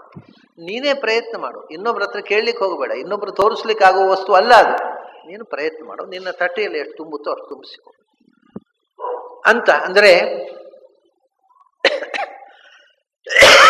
ಒಬ್ಬರು ಪ್ರಾಚೀನ ಪಂಡಿತರು ಇದನ್ನು ಹೀಗೆ ಹೇಳ್ತಾರೆ. ಭಗವಂತನ ಲಕ್ಷಣ ಏನು ಅಂದರೆ ಅವೇದ್ಯತ್ವಾಭಾವ ವಿಶಿಷ್ಟ ಸುವೇದ್ಯತ್ವಾಭಾವ ಭಗವತೋ ಲಕ್ಷಣ ಅಂತ. ಅವನು ಅವೇದ್ಯನೂ ಅಲ್ಲ ಸುವೇದ್ಯನೂ ಅಲ್ಲ, ಪೂರ್ವ ತಿಳಿಲಿಕ್ಕೂ ಆಗುವುದಿಲ್ಲ, ತಿಳಿದೇ ಇರಬೇಕು. ಅವೇದ್ಯತ್ವಾಭಾವ ವಿಶಿಷ್ಟ ಸುವೇದ್ಯತ್ವಾಭಾವ ಲಕ್ಷಣ ಅಂತ. ಸ್ವಲ್ಪ ತರ್ಕಶಾಸ್ತ್ರ ಓದೋರು ಹೀಗೆ ಮಾತಾಡುವ ಚಪಲ, ಅದನ್ನು ಸರಿಯಾಗಿ ಎಲ್ರಿಗೂ ಅರ್ಥ ಆಗುವಾಗ ಹೇಳ್ಬೋದು. ಸ್ವಲ್ಪ ಯಾರಿಗೂ ಅರ್ಥ ಆಗದಾಗ ಹೇಳ್ಬಿಟ್ಟು ಅವೇದ್ಯತ್ವಾಭಾವ ವಿಶಿಷ್ಟ ಸುವೇದ್ಯತ್ವಾಭಾವ ಬ್ರಹ್ಮಣೋ ಲಕ್ಷಣ ಅಂತ ಹೇಳ್ಬಿಟ್ರೆ ಭಾರಿ ಶಾಸ್ತ್ರೀಯವಾದ ಭಾಷೆಯಲ್ಲಿ ಹೇಳಿದಾಗಾಗಿ ಕೇಳುವರೆಲ್ಲ ಗಾಬರಿ ಆಗಿಬಿಡ್ತಾರೆ. ಒಂದು ಸರ್ತಿ ನಮ್ಮ ಗುರುಗಳು ಏನು ಅದ್ಭುತ ಗೊತ್ತಾ, ಯಾರಿಗೂ ಅರ್ಥ ಆಗದಾಗೆ ಪಾಠ ಹೇಳ್ತಾರೆ ಅವರು ಅಂತದನ್ನು. ಅವೇದ್ಯತ್ವಾಭಾವ ವಿಶಿಷ್ಟ ಸುವೇದ್ಯತ್ವಾಭಾವ ಅಂತ ಹೇಳಿಬಿಟ್ರೆ ದೊಡ್ಡ ಗುರುಗಳವರು, ಯಾಕೆಂದ್ರೆ ಯಾರಿಗೂ ಅರ್ಥ ಆಗದಾಗ ಹೇಳ್ತಾರೆ ಅವರು, ಅಷ್ಟು ದೊಡ್ಡವರು ಅಂತ. ಅದನ್ನೇ ಉಪನಿಷತ್ತು ಎಷ್ಟು ಚಂದ ಹೇಳ್ತೇವೆ ನೋಡಿ. ಉಪನಿಷತ್ತು ಜೀವ ಹೋದರೂ ತರ್ಕ ಭಾಷೆಯನ್ನು ಉಪಯೋಗಿಸುವುದಿಲ್ಲ. ಅವಿಜ್ಞಾತಂ ವಿಜಾನತಾಂ ವಿಜ್ಞಾತಂ ವಿಜಾನತಾಂ ಯಸ್ಯಾ ಮತಂ ತಸ್ಯ ಮತಂ ಮತಂ ಯಸ್ಯ ನ ವೇದ ಸಹ ಅವಿಜ್ಞಾತಂ ವಿಜಾನತಾಂ. ಗೊತ್ತಿದ್ದವರಿಗೆ ಗೊತ್ತಿಲ್ಲ, ಗೊತ್ತಿಲ್ಲದವರಿಗೆ ಗೊತ್ತುಂಟು. ಇದು ಉಪನಿಷತ್ತಿನ ಭಾಷೆ. ಗೊತ್ತಿದ್ದವರಿಗೆ ಗೊತ್ತಿಲ್ಲ, ವಿಜಾನತಾಂ ಅವಿಜ್ಞಾತಂ, ತಿಳಿದವರಿಗೆ ತಿಳಿದಿಲ್ಲ, ಮತ್ತೆ ವಿಜ್ಞಾತಂ ಅವಿಜಾನತಾಂ, ತಿಳಿಯದವರಿಗೆ ತಿಳಿದಿದೆ. ತಿಳಿಯದವರಿಗೆ ತಿಳಿದಿದೆ, ತಿಳಿದವರಿಗೆ ತಿಳಿದಿಲ್ಲ. ಇದು ದೇವರು. ಇದು ಓಂ ಅನ್ನೋದರ ಅರ್ಥ ಏನು ಅಂದರೆ ತಿಳಿದವರಿಗೆ ಅಂದರೆ ನನಗೆ ದೇವರ ಬಗ್ಗೆ ಎಲ್ಲ ತಿಳಿದಿದೆ ಅಂತ ತಿಳ್ಕೊಂಡವರಿಗೆ ಏನೂ ತಿಳಿದಿಲ್ಲ. ಹಾಗೆ ತಿಳಿಯದವರಿಗೆ ಅಯ್ಯೋ ದೇವರ ಬಗ್ಗೆ ನನಗೇನೂ ಗೊತ್ತಿಲ್ಲಪ್ಪ ಅನ್ನೋವರಿಗೆ ದೇವರ ಬಗ್ಗೆ ಗೊತ್ತಿದೆ. ತಿಳಿಯದವರಿಗೆ ತಿಳಿದಿದೆ, ತಿಳಿದವರಿಗೆ ತಿಳಿದಿಲ್ಲ. ಅದನ್ನ ಅದು ಅದು ಅದು ಮಾ. ಹೀಗೆ ಒಂದು ವಿಚಿತ್ರವಾದಂಥ ಅನುಭೂತಿಯನ್ನ ಬರೀ ಓಂಕಾರ, ಅದನ್ನು ನೀವು ಕಾನ್ಸಂಟ್ರೇಟ್ ಮಾಡಿ ಅದರ ಅದರ ಅದರ ಮಾ ಇದನ್ನು ಯೋಚನೆ ಮಾಡಿದರೆ ಅಲ್ಲೇ ಮುಳುಗಿ ಹೋಗ್ತೀವಿ ನಾವು. ಆ ಅರ್ಥದ ಜಲಧಿಯಲ್ಲಿ ಮುಳುಗಿಬಿಟ್ರೆ ಉಸಿರು ಕಟ್ಟುವುದಿಲ್ಲ. ಮುಳುಗಿದರೆ ಉಸಿರು ಕಟ್ಟುತ್ತೆ ಅಂತ ತಿಳ್ಕೋಬೇಡಿ, ಉಸಿರು ಕಟ್ಟುವುದಿಲ್ಲ. ಅದೊಂದು ಆನಂದವಾದ ವಿಹಾರ. ಆ ಮುಳುಗಿದ್ದ ಜಲಧಿಯಿಂದ ಅರ್ಥದ ಆನಂದದ ಕಡಲಿನಿಂದ ಮೇಲಕ್ಕೆ ಬರಬೇಕು ಅಂತಲೇ ಅನಿಸೋದಿಲ್ಲ. ಅಂಥ ಒಂದು ಆನಂದದ ಎಕ್ಸ್ಪೀರಿಯನ್ಸ್ ಅದು. ಆಮೇಲೆ ಈ ಓಂ ಅನ್ನೋದನ್ನ ಇನ್ನು ಅನೇಕ ಅನೇಕ ಆಯಾಮಗಳಲ್ಲಿ ಶಾಸ್ತ್ರಕಾರರು ನೋಡಿದ್ದಾರೆ. ಏನು ಅಂದರೆ ಆ ಅಂದರೆ ಏನು? ಆ ಅಂದರೆ ಅತೀತ, ಪಾಸ್ಟ್ ಟೆನ್ಸ್. ಊ ಅಂದರೆ ಈಗ ಉತ್ಪನ್ನ, ಎಕ್ಸಿಸ್ಟೆಂಟ್, ವರ್ತಮಾನ. ಮಾ ಅಂದರೆ ಇನ್ನು ಮೇಯ, ನಿರ್ಮೇಯ, ಇನ್ನು ಮುಂದೆ ಆಗುವಂಥ ಫ್ಯೂಚರ್. ಸೊ ಯಾವುದು ಯಾವುದು ಊ ಮತ್ತು ಯಾವುದು ಮಾ ಅಂದರೆ ಯಾವುದು ಫ್ಯೂಚರ್ನಲ್ಲಿಯೂ ಇದೆಯೋ, ಯಾವುದು ಮೂರು present tens, past tens, future tens. ನಮಗೇನು ಅಂದರೆ ಎಲ್ಲ ಕಾಲದಲ್ಲೂ ಇರುವವರೆಗೂ ಮಾತ್ರ ಇದು ಅನ್ವಯ ಆಗುತ್ತೆ. ಇರುವುದವರಿಗೆ ಏನಂದರೆ ಅವರು ಇದ್ರು, ಹೌದಾ, ಮತ್ತೀಗ ದಿವಂತರಾದರು, ಕೈಲಾಸವಾಸಿಗಳಾದರು, ಇದ್ರು ಅಷ್ಟೇ. ಫಾಸ್ಟ್ ಟೆನ್ಸ್ ಮಾತ್ರ ಕೆಲವರಿಗೆ. ಕೆಲವರು ಈಗ ಇದ್ದಾರೆ, ಸಿರ್ತಾರೆ ಗೊತ್ತಿಲ್ಲ. ಕೆಲವರು ಹೀಗೆ, ಕೆಲವರಿಗೆ ಇನ್ನು ಮುಂದೆ, ಈಗ 9 ತಿಂಗಳಾಯಿತು ಹೊಟ್ಟೆಗೆ, ಯಾವಾಗ ಡೆಲಿವರಿ ಆಗುತ್ತೆ ಗೊತ್ತಿಲ್ಲ, ಅವನು ಮುಂದೆ ಫ್ಯೂಚರ್ ಟೆನ್ಸ್ ಇದೆ. ಕೆಲವರಿಗೆ ಫ್ಯೂಚರ್ ಟೆನ್ಸ್ ಇದೆ, ಕೆಲವರಿಗೆ ಪ್ರೆಸೆಂಟ್ ಟೆನ್ಸ್ ಇದೆ, ಕೆಲವರಿಗೆ ಪಾಸ್ಟ್ ಟೆನ್ಸ್. ಮುಗಿದೋಯ್ತು ಅವರ ಕಥೆ. ಕೈಲಾಸವಾಸಿಗಳಾದರೂ, ವೃಂದಾವನಸ್ಥರಾದರು. ಈ 3 ಟೆನ್ಸು ಯಾರಿಗೆ ಅನ್ವಯ ಆಗುತ್ತೋ ಅದು ದೇವರು ಅಂತ. ಅದು ಓಂ. ಅತೀತ, ಈಗ ಉತ್ಥಿತ, ಉತ್ಪನ್ನ ಮತ್ತು ಮೇಯ, ಮುಂದೆ ಆಗುವ, ಹಿಂದೆ ಆದ, ಹಿಂದೆ ಇದ್ದ, ಈಗ ಇರುವ, ಮುಂದೆ ಬರುವ ಎಲ್ಲಕ್ಕೂ ಕೂಡ ಕಾರಣನಾಗಿರುವವನು. 3 ಕಾಲದಿಂದ ಅತೀತನಾದವನು ಯಾರೋ ಅವನು. ಇದು ನೋಡಿ, ಇದೆಲ್ಲ ನೆಗೆಟಿವ್ ಅನ್ನು ಪಾಸಿಟಿವ್ ಮಾಡೋ ವಿಧಾನ ಚಿಂತನೆಯಲ್ಲಿ. ನೆಗೆಟಿವ್ ಇರುವುದು ಇದರಲ್ಲಿ. ಹಿಂದೆ ಎಲ್ಲ ನೆಗೆಟಿವ್ ಅನ್ನು ಪಾಸಿಟಿವ್ ಮಾಡಿ ಹೇಗೆ ಚಿಂತನೆ ಮಾಡೋದು. ಆಮೇಲೆ ಆ ಅಂದರೆ ಅವನಿ, ಅರ್ಥ. ಆ ಅಂದರೆ ಅರ್ಥ. ಇಂಗ್ಲೀಷ್ನಲ್ಲೂ ಅದೇ ಅಬ್ರಿವೇಷನ್ ಕರೆಕ್ಟ್ ಆಗುತ್ತೆ. ಆ ಅಂದರೆ ಅರ್ಥ. ಊ ಅಂದರೆ ಉಪರಿ, ಅಂತರಿಕ್ಷ, ಭೂಮಿ, ಭೂಹು, ಭುವಃ. ಆಮೇಲೆ ಮಾ ಅಂದರೆ ಮಾನಂ, ಜ್ಞಾನಂ, ಜ್ಞಾನಮಯವಾದ ಲೋಕ. ಸ್ವರ್ಗ. ಸುವಹ ಅಂದ್ರೂ ಅದೇ, ವರಿತಿ ಜ್ಞಾನ ಮುಚ್ಚಿತೆ, ಜ್ಞಾನಮಯವಾದ ಲೋಕ. ಹಾಗಾದ್ರೆ ಭೂಹು ಭುವಃ ಸ್ವಹ ಆ ಉಮ ಮೂರು ಕಾಲ ಓಂಕಾರದಲ್ಲಿ ಬಂತ, ಅತೀತ, ವರ್ತಮಾನ, ಭವಿಷ್ಯ. ಭೂಹು ಭುವ ಸ್ವಹ ಮೂರು ಲೋಕಗಳು ಓಂಕಾರದಲ್ಲಿ ಬಂತ, ಅಲ್ಲ ಮೂರು ಅವಸ್ಥೆಗಳು ಬಂತು, ನಿನ್ನೆ ನೋಡಿದೆವನು. ಇನ್ನು ಎಂಥದ್ದು ಬಾಕಿ ಉಂಟು ಓಂಕಾರದಲ್ಲಿ ಹೇಳದೇ ಇದ್ದದ್ದು? ಮೂರು ಕಾಲಗಳಲ್ಲಿ ತುಂಬಿರುವಂಥದ್ದು, ಮೂರು ಲೋಕಗಳಲ್ಲಿ ತುಂಬಿರುವಂಥದ್ದು ಯಾವುದು? ಅದು ಭಗವಂತ. ಅಂದ್ರೆ ಜಗತ್ತಿಗೆ ಆಗಮನ, ಸೃಷ್ಟಿಗೆ ಕಾರಣವಾಗಿರ್ತಕ್ಕಂಥ ಭಗವಂತ. ರಜೋಗುಣದಿಂದ ಜಗತ್ತನ್ನು ಸೃಷ್ಟಿ ಮಾಡ್ತಕ್ಕ, ಬ್ರಹ್ಮನಲ್ಲಿ ಅಂತರ್ಯಾಮಿ ಆಗಿರ್ತಕ್ಕಂಥ ಭಗವಂತ. ಅಂದ್ರೆ ಉತ್ಥಾನ, ಸ್ಥಿತಿ, ಬೆಳವಣಿಗೆ, ಅದಕ್ಕೆ ಕಾರಣನಾಗಿ ಸ್ವಯಂ ವಿಷ್ಣು ರೂಪದಿಂದ ಜಗತ್ತಿನ ಸ್ಥಿತಿ ಕಾರಣನಾದ ಭಗವಂತ. ಅಂದ್ರೆ ಮಾನಂ ಜ್ಞಾನಂ ಲಯಶ್ಚೈವ, ಸಂಹಾರಕ್ಕೆ ಕಾರಣನಾಗಿ ಶಿವನಲ್ಲಿ ಇರತಕ್ಕಂಥ ನರಸಿಂಹ. ಅದು ಸೃಷ್ಟಿ ಸ್ಥಿತಿ ಸಂಹಾರಗಳಿಗೆ ಕಾರಣನಾದ ಭಗವಂತ ಆ ಉಮ. ಹಾಗಾದ್ರೆ ಸೃಷ್ಟಿ ಸ್ಥಿತಿ ಸಂಹಾರ ಆಯಿತು, ಎಚ್ಚರ ಕನಸು ನಿದ್ರೆ ಆಯಿತು, ವರ್ತಮಾನ ಭೂತ ಭವಿಷ್ಯತ್ತಾಯಿತು, ಭೂರ್ಭುವ ಸ್ವಹ ಮೂರು ಲೋಕಗಳಾಯಿತು. ಮೂರು ಲೋಕಗಳನ್ನು ಇಡೀ ಬ್ರಹ್ಮಾಂಡ, ಯೂನಿವರ್ಸ್. ಭುವಸ್, ಭೂಹು, ಭುವಸ್ ಮತ್ತು ಸ್ವಹ ಎಲ್ಲವನ್ನೂ ಒಳಗೊಂಡು ಎಲ್ಲವನ್ನೂ ವ್ಯಾಪಿಸುವಂಥ ಒಂದು ಅಕ್ಷರವಾಗಿ ನಿಂತಿತ್ತು ನೋಡಿ. ಹೇಳದ ವಿಷಯವೇ ಇಲ್ಲ. ಇನ್ನು ತಗೊಂಡ್ರೆ ಆ ಅನ್ನೋದು ಋಗ್ವೇದವನ್ನ ಇದರ ಬೆಳವಣಿಗೆ ಹೇಳಿದರು. ಅಕಾರ, ಉಕಾರ, ಮಕಾರ ಮೂರು ಅಕ್ಷರಗಳು ಸೇರಿ ಮೂರು ವ್ಯಾಹೃತಿಗಳಾದವು. ಭೂಹು ಭುವಃ ಸ್ವಹ, ಇದರದೇ ವ್ಯಾಖ್ಯಾನ ಆ ಉಮ. ಆ ಮೂರು ವ್ಯಾಹೃತಿಗಳೇ ವಿಸ್ತಾರವಾಗಿ ಗಾಯತ್ರಿಯ ಮೂರು ಪಾದಗಳಾದವು. ಅವೇ ವಿಸ್ತಾರಗೊಂಡು ಪುರುಷ ಸೂಕ್ತದ ಮೂರು ವರ್ಗಗಳಾದವು. ಅವೇ ವಿಸ್ತಾರಗೊಂಡು ಮೂರು ವೇದಗಳಾದವು. ಹಾಗಾದರೆ ಓಂ ಆ ಉ ಮಾದಲ್ಲಿ ಇಡೀ ವೇದದ ಕಂಡೆನ್ಸ್ಡ್ ಪಿಲ್. ಹಾಗಾದರೆ ಆ ಓಮನ್ನು ಮೂರು ವೇದ ಆಯಿತು, ಮೂರು ಕಾಲ ಆಯಿತು, ಮೂರು ಲೋಕ ಆಯಿತು, ಮೂರು ಅವಸ್ಥೆಗಳಾಯಿತು, ಮೂರು ಗುಣಗಳಾಯಿತು, ಸೃಷ್ಟಿ ಸಂಹಾರ ಮೂರು. ಎಂಥದ್ದು ಬಾಕಿ ಉಳಿಲೇ ಇಲ್ಲ. ಇನ್ನು ಓಂಕಾರದಿಂದ ಹೇಳದೇ ಇದ್ದದ್ದೇ ಇಲ್ಲ ಅನ್ನುವಷ್ಟು ನಮಗೆ ಓಂಕಾರದಲ್ಲಿ, ನಾನು ಅದಕ್ಕೆ ಹೇಳಿದ್ದು, ಓಂಕಾರದಲ್ಲಿ ಒಮ್ಮೆ ಆ ಒಂದು ಆನಂದ ಸಮುದ್ರ, ಅದು ಪರಮಾಮೃತ ಸಮುದ್ರಾವಗಾಹೀವ ಬಹಳಮ ಆಹ್ಲಾದಮ ಆಪ್ನೋತಿ. ಆ ಸಮುದ್ರದಲ್ಲಿ ಒಮ್ಮೆ ಮುಳುಗಿಬಿಟ್ರೆ ಅದ್ರಲ್ಲಿ ಆನಂದವಾಗಿ ಆ ಅಮೃತಪಾನ ಮಾಡ್ತಾ ಕೂತು ಬಿಟ್ರೆ ಅಲ್ಲಿಂದ ಆ ಸಮುದ್ರದಿಂದ ಮೇಲಕ್ಕೆ ಬರಬೇಕು ಅಂತ ಅನಿಸೋದಿಲ್ಲ. ಅದು ಒಳಗೆ ಕೂತ್ಬಿಡೋಣ ಅಂತ. ದೇವತೆಗಳು, ರುದ್ರಾದಿ ದೇವತೆಗಳು ಕಲ್ಪ ಕಾಲದಲ್ಲಿ ಸಮುದ್ರದಲ್ಲಿ ಕೂತು ತಪಸ್ಸು ಮಾಡ್ತಿದ್ರು. ಯಾಕೆ ಅಂತ ಗೊತ್ತಾಗಬೇಕಾದ್ರೆ ಓಂಕಾರ ಅರ್ಥ ಆಗಬೇಕು. ಓಂಕಾರದ ಅರ್ಥಾನುಸಂಧಾನ ಮಾಡಿಕೊಂಡು ಸಮುದ್ರದಲ್ಲಿ ಕೂತ್ಬಿಟ್ರೆ ಮೇಲೆ ಬರುವಂತ ಅನಿಸುವುದಿಲ್ಲ. ದಶಕಲ್ಪಂ ತಪಶ್ಚೀರ್ಣಂ ರುದ್ರೇಣ ಲವಣಾಂಭಸಿ. ಅವರಿಗೆ ಉಪ್ಪು ನೀರು ಅಲ್ಲೇ ಅಲ್ಲ, ಅದು ಅಮೃತ ಸಮುದ್ರ. ಅದು ಈ ಓಂಕಾರದ ಚಿಂತನೆಯಲ್ಲಿ ಉಪ್ಪು ಎಲ್ಲ ಕರಗಿ ಹೋಯಿತು. ಹೀಗೆ ಓಂಕಾರ ಚಿಂತನೆ ಮಾಡ್ತಾ ಮೂರು ವೇದಗಳು, ಅದರ ಸೂಚನೆ ಕೂಡ ಇದೆ. ನಾನು ಇದನ್ನ ಅನೇಕ ಬಾರಿ ಹೇಳಿದ್ದೇನೆ. ಯಾಕಂದ್ರೆ ನಮ್ಮ ಜನ ಮರೆತಂಥ ಕೆಲವು ರಹಸ್ಯಗಳಿವು, ಅಧ್ಯಾತ್ಮದ ರಹಸ್ಯಗಳು. ಅದಕ್ಕೋಸ್ಕರ ನಾನು ರಿಪೀಟೆಡ್ಲಿ ಹೇಳ್ತಾ ಇರ್ತೇನೆ.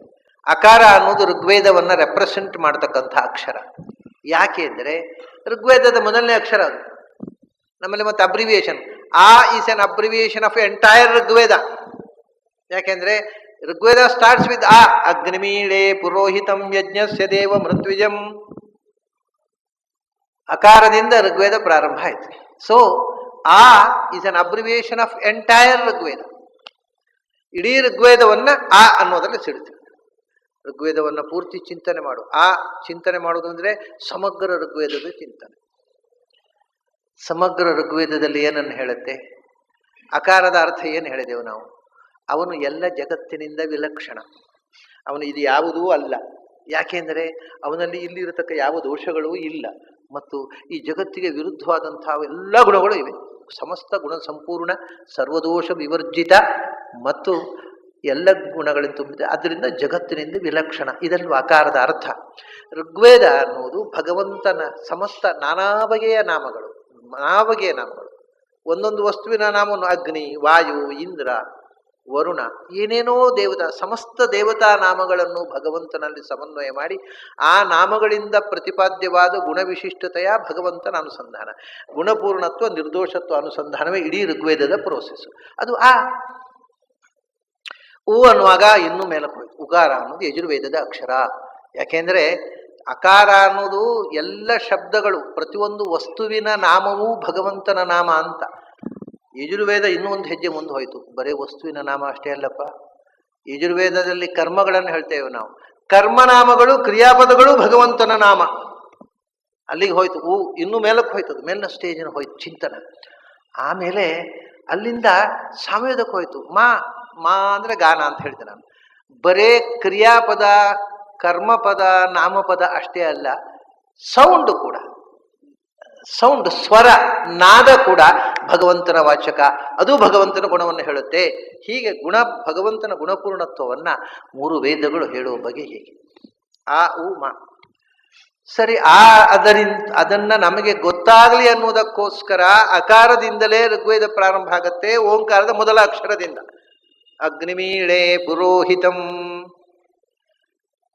ಹೌದು, ಅನ್ನೋದು ಋಗ್ವೇದದ ಮೊದಲನೇ ಅಕ್ಷರ ಹೌದು.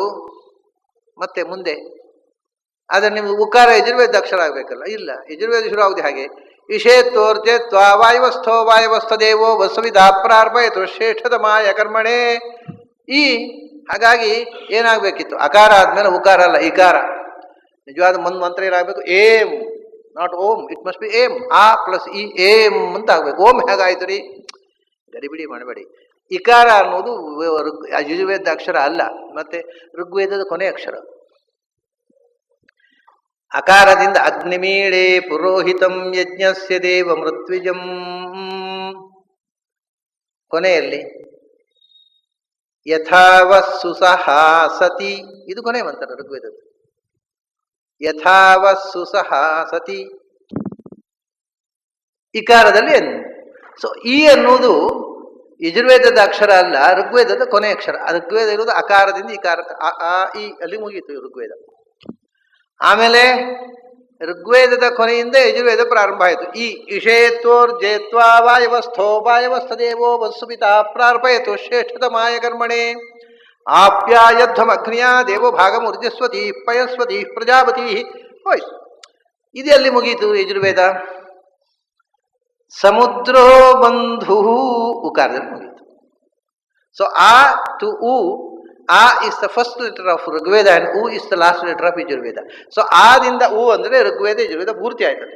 ಇಡೀ ಋಗ್ವೇದ ಯಜುರ್ವೇದಗಳನ್ನು ಅದು ಆದ್ಯಂತದ ಅಕ್ಷರಗಳನ್ನು ಸೇರಿಸಿ ಇಡೀ ಋಗ್ವೇದ ಯಜುರ್ವೇದ ನಮ್ಮ ಕಣ್ಣು ಮುಂದೆ ನಿಲ್ಲಿಸುತ್ತೆ. ಓ ಅನ್ನುವ 2 ಅಕ್ಷರಗಳು.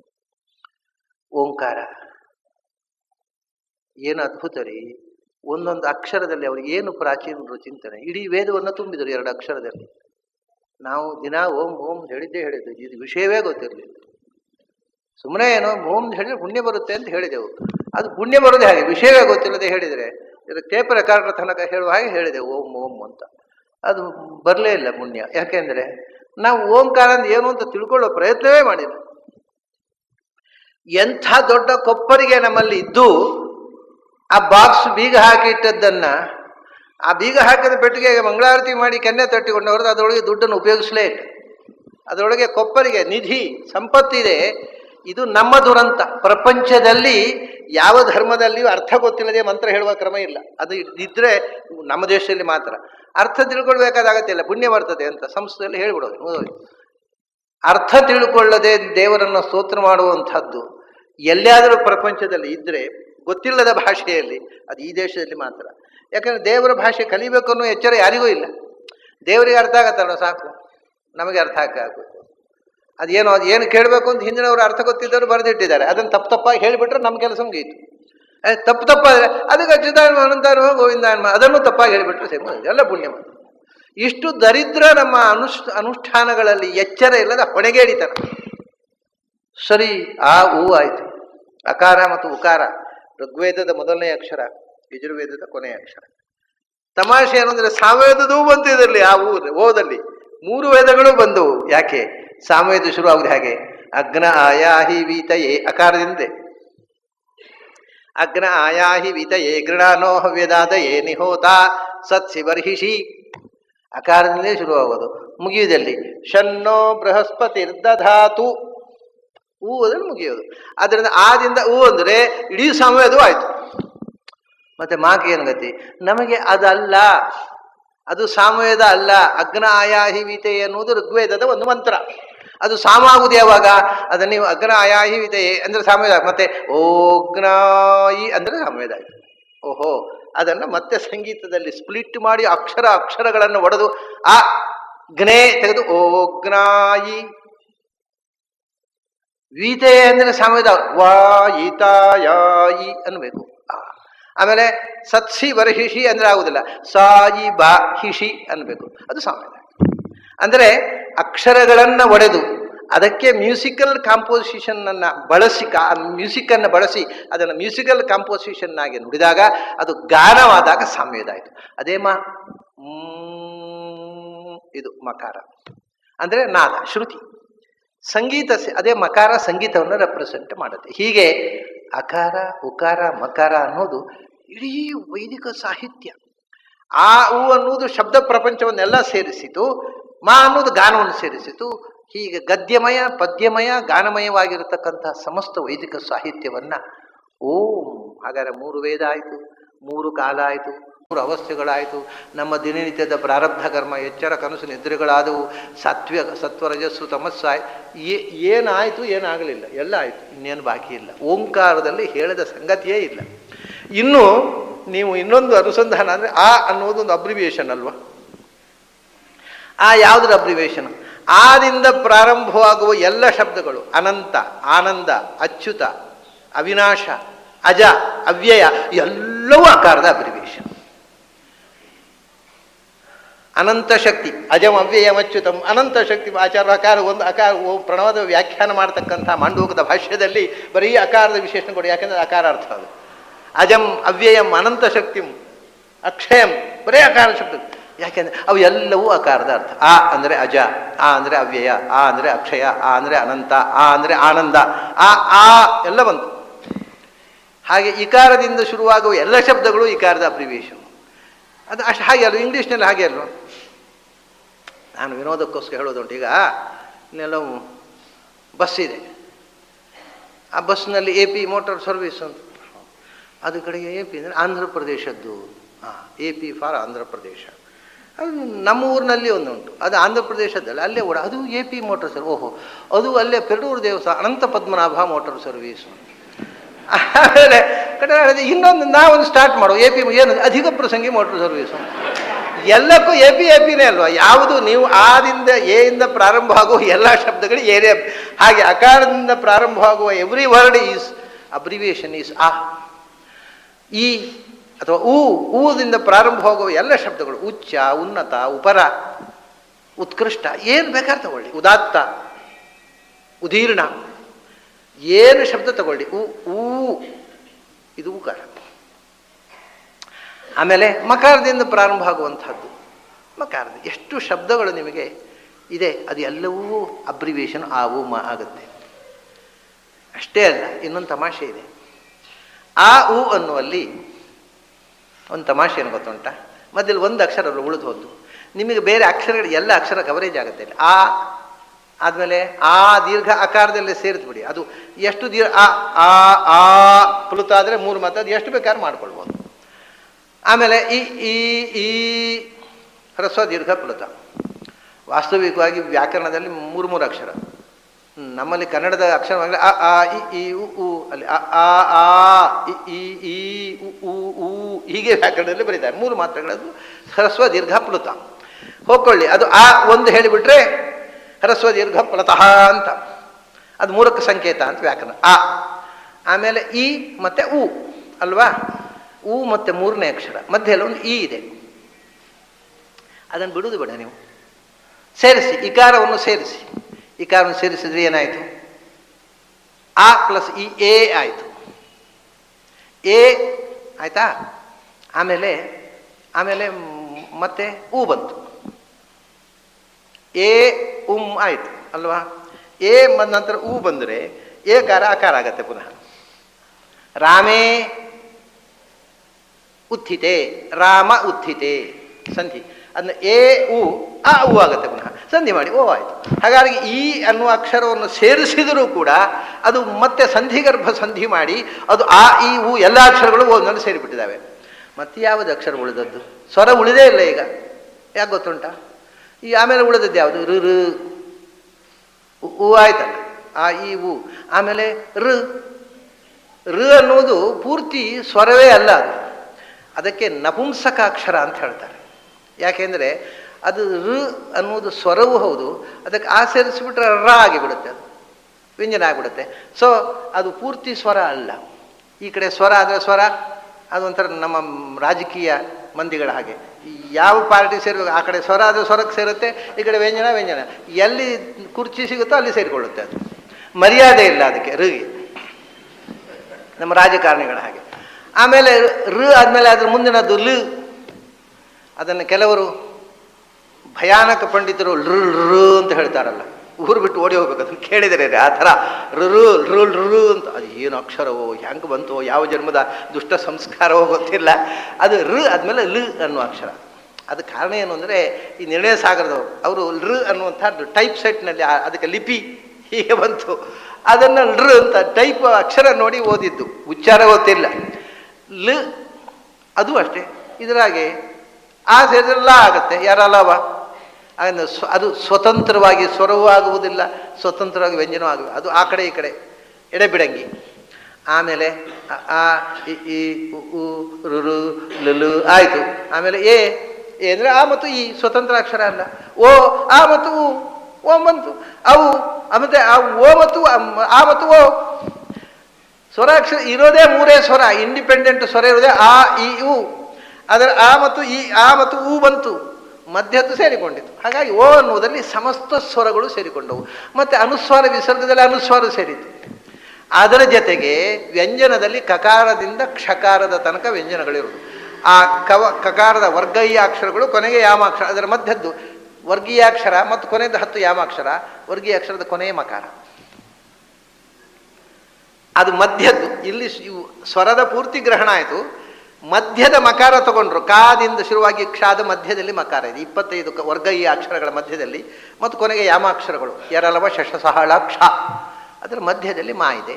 ಮಧ್ಯದ್ದು ದೇಹಳಿ ದೀಪನ್ಯಾಯ, ಆಚೆ ಈಚೆ ಇದ್ದದ್ದನ್ನು ಸಂಗ್ರಹ ಮಾಡಿಬಿಟ್ರೆ ಹೀಗೆ ಓಂ ಅನ್ನುವುದು 51 ಅಕ್ಷರಗಳನ್ನು ಕೂಡ ತನ್ನ ಗರ್ಭದಲ್ಲಿ ಹುದುಗಿಸಿಕೊಂಡು ಮೂಡಿ ಬಂದಂತಹ ಅಕ್ಷರ. 51 ಅಕ್ಷರಗಳಷ್ಟೇ ಅಲ್ಲ, ಜಗತ್ತಿನ ಎಲ್ಲ ಶಬ್ದಗಳನ್ನು, ಮೂಲಭೂತವಾಗಿ ಸಮಸ್ತ ವೇದಗಳನ್ನು, 3 ವೇದಗಳನ್ನು, ಭಗವಂತನನ್ನು ಸಾರುವ ವೇದಗಳ ಎಲ್ಲ ಗುಣಾನುಸಂಧಾನವನ್ನು, ಇದನ್ನು ಯೋಚನೆ ಮಾಡ್ತಾ ಕೂತ್ರೆ ಮುಗಿಯುವುದು ಯಾವಾಗ ಹೇಳಿ? 3 ವೇದಗಳನ್ನು ಚಿಂತನೆ ಮಾಡ್ತಾ ಇದು ಯಾವುದಲ್ಲಿ ಬಂತು, ಅಕಾರದಲ್ಲಿ ಬಂತೋ, ಉಕಾರದಲ್ಲಿ ಬಂತೋ, ಮಕಾರದಲ್ಲಿ. ಹೀಗೆ ನೀವು ಚಿಂತನೆ ಮಾಡ್ತಾ ಕೂತ್ರೆ ಓಂಕಾರದ ಚಿಂತನೆ ಎನ್ನುವುದು ಜಗತ್ತಿನ ಆನಂದದ ಒಂದು ಪರಾಕಾಷ್ಠೆ. ಅದಕ್ಕಿಂತ ಹೆಚ್ಚು ಆನಂದ ಕೊಡ್ತಕ್ಕ ಸಂಗತಿ ಮನುಷ್ಯ ಜೀವನದಲ್ಲಿ ಇಲ್ಲ.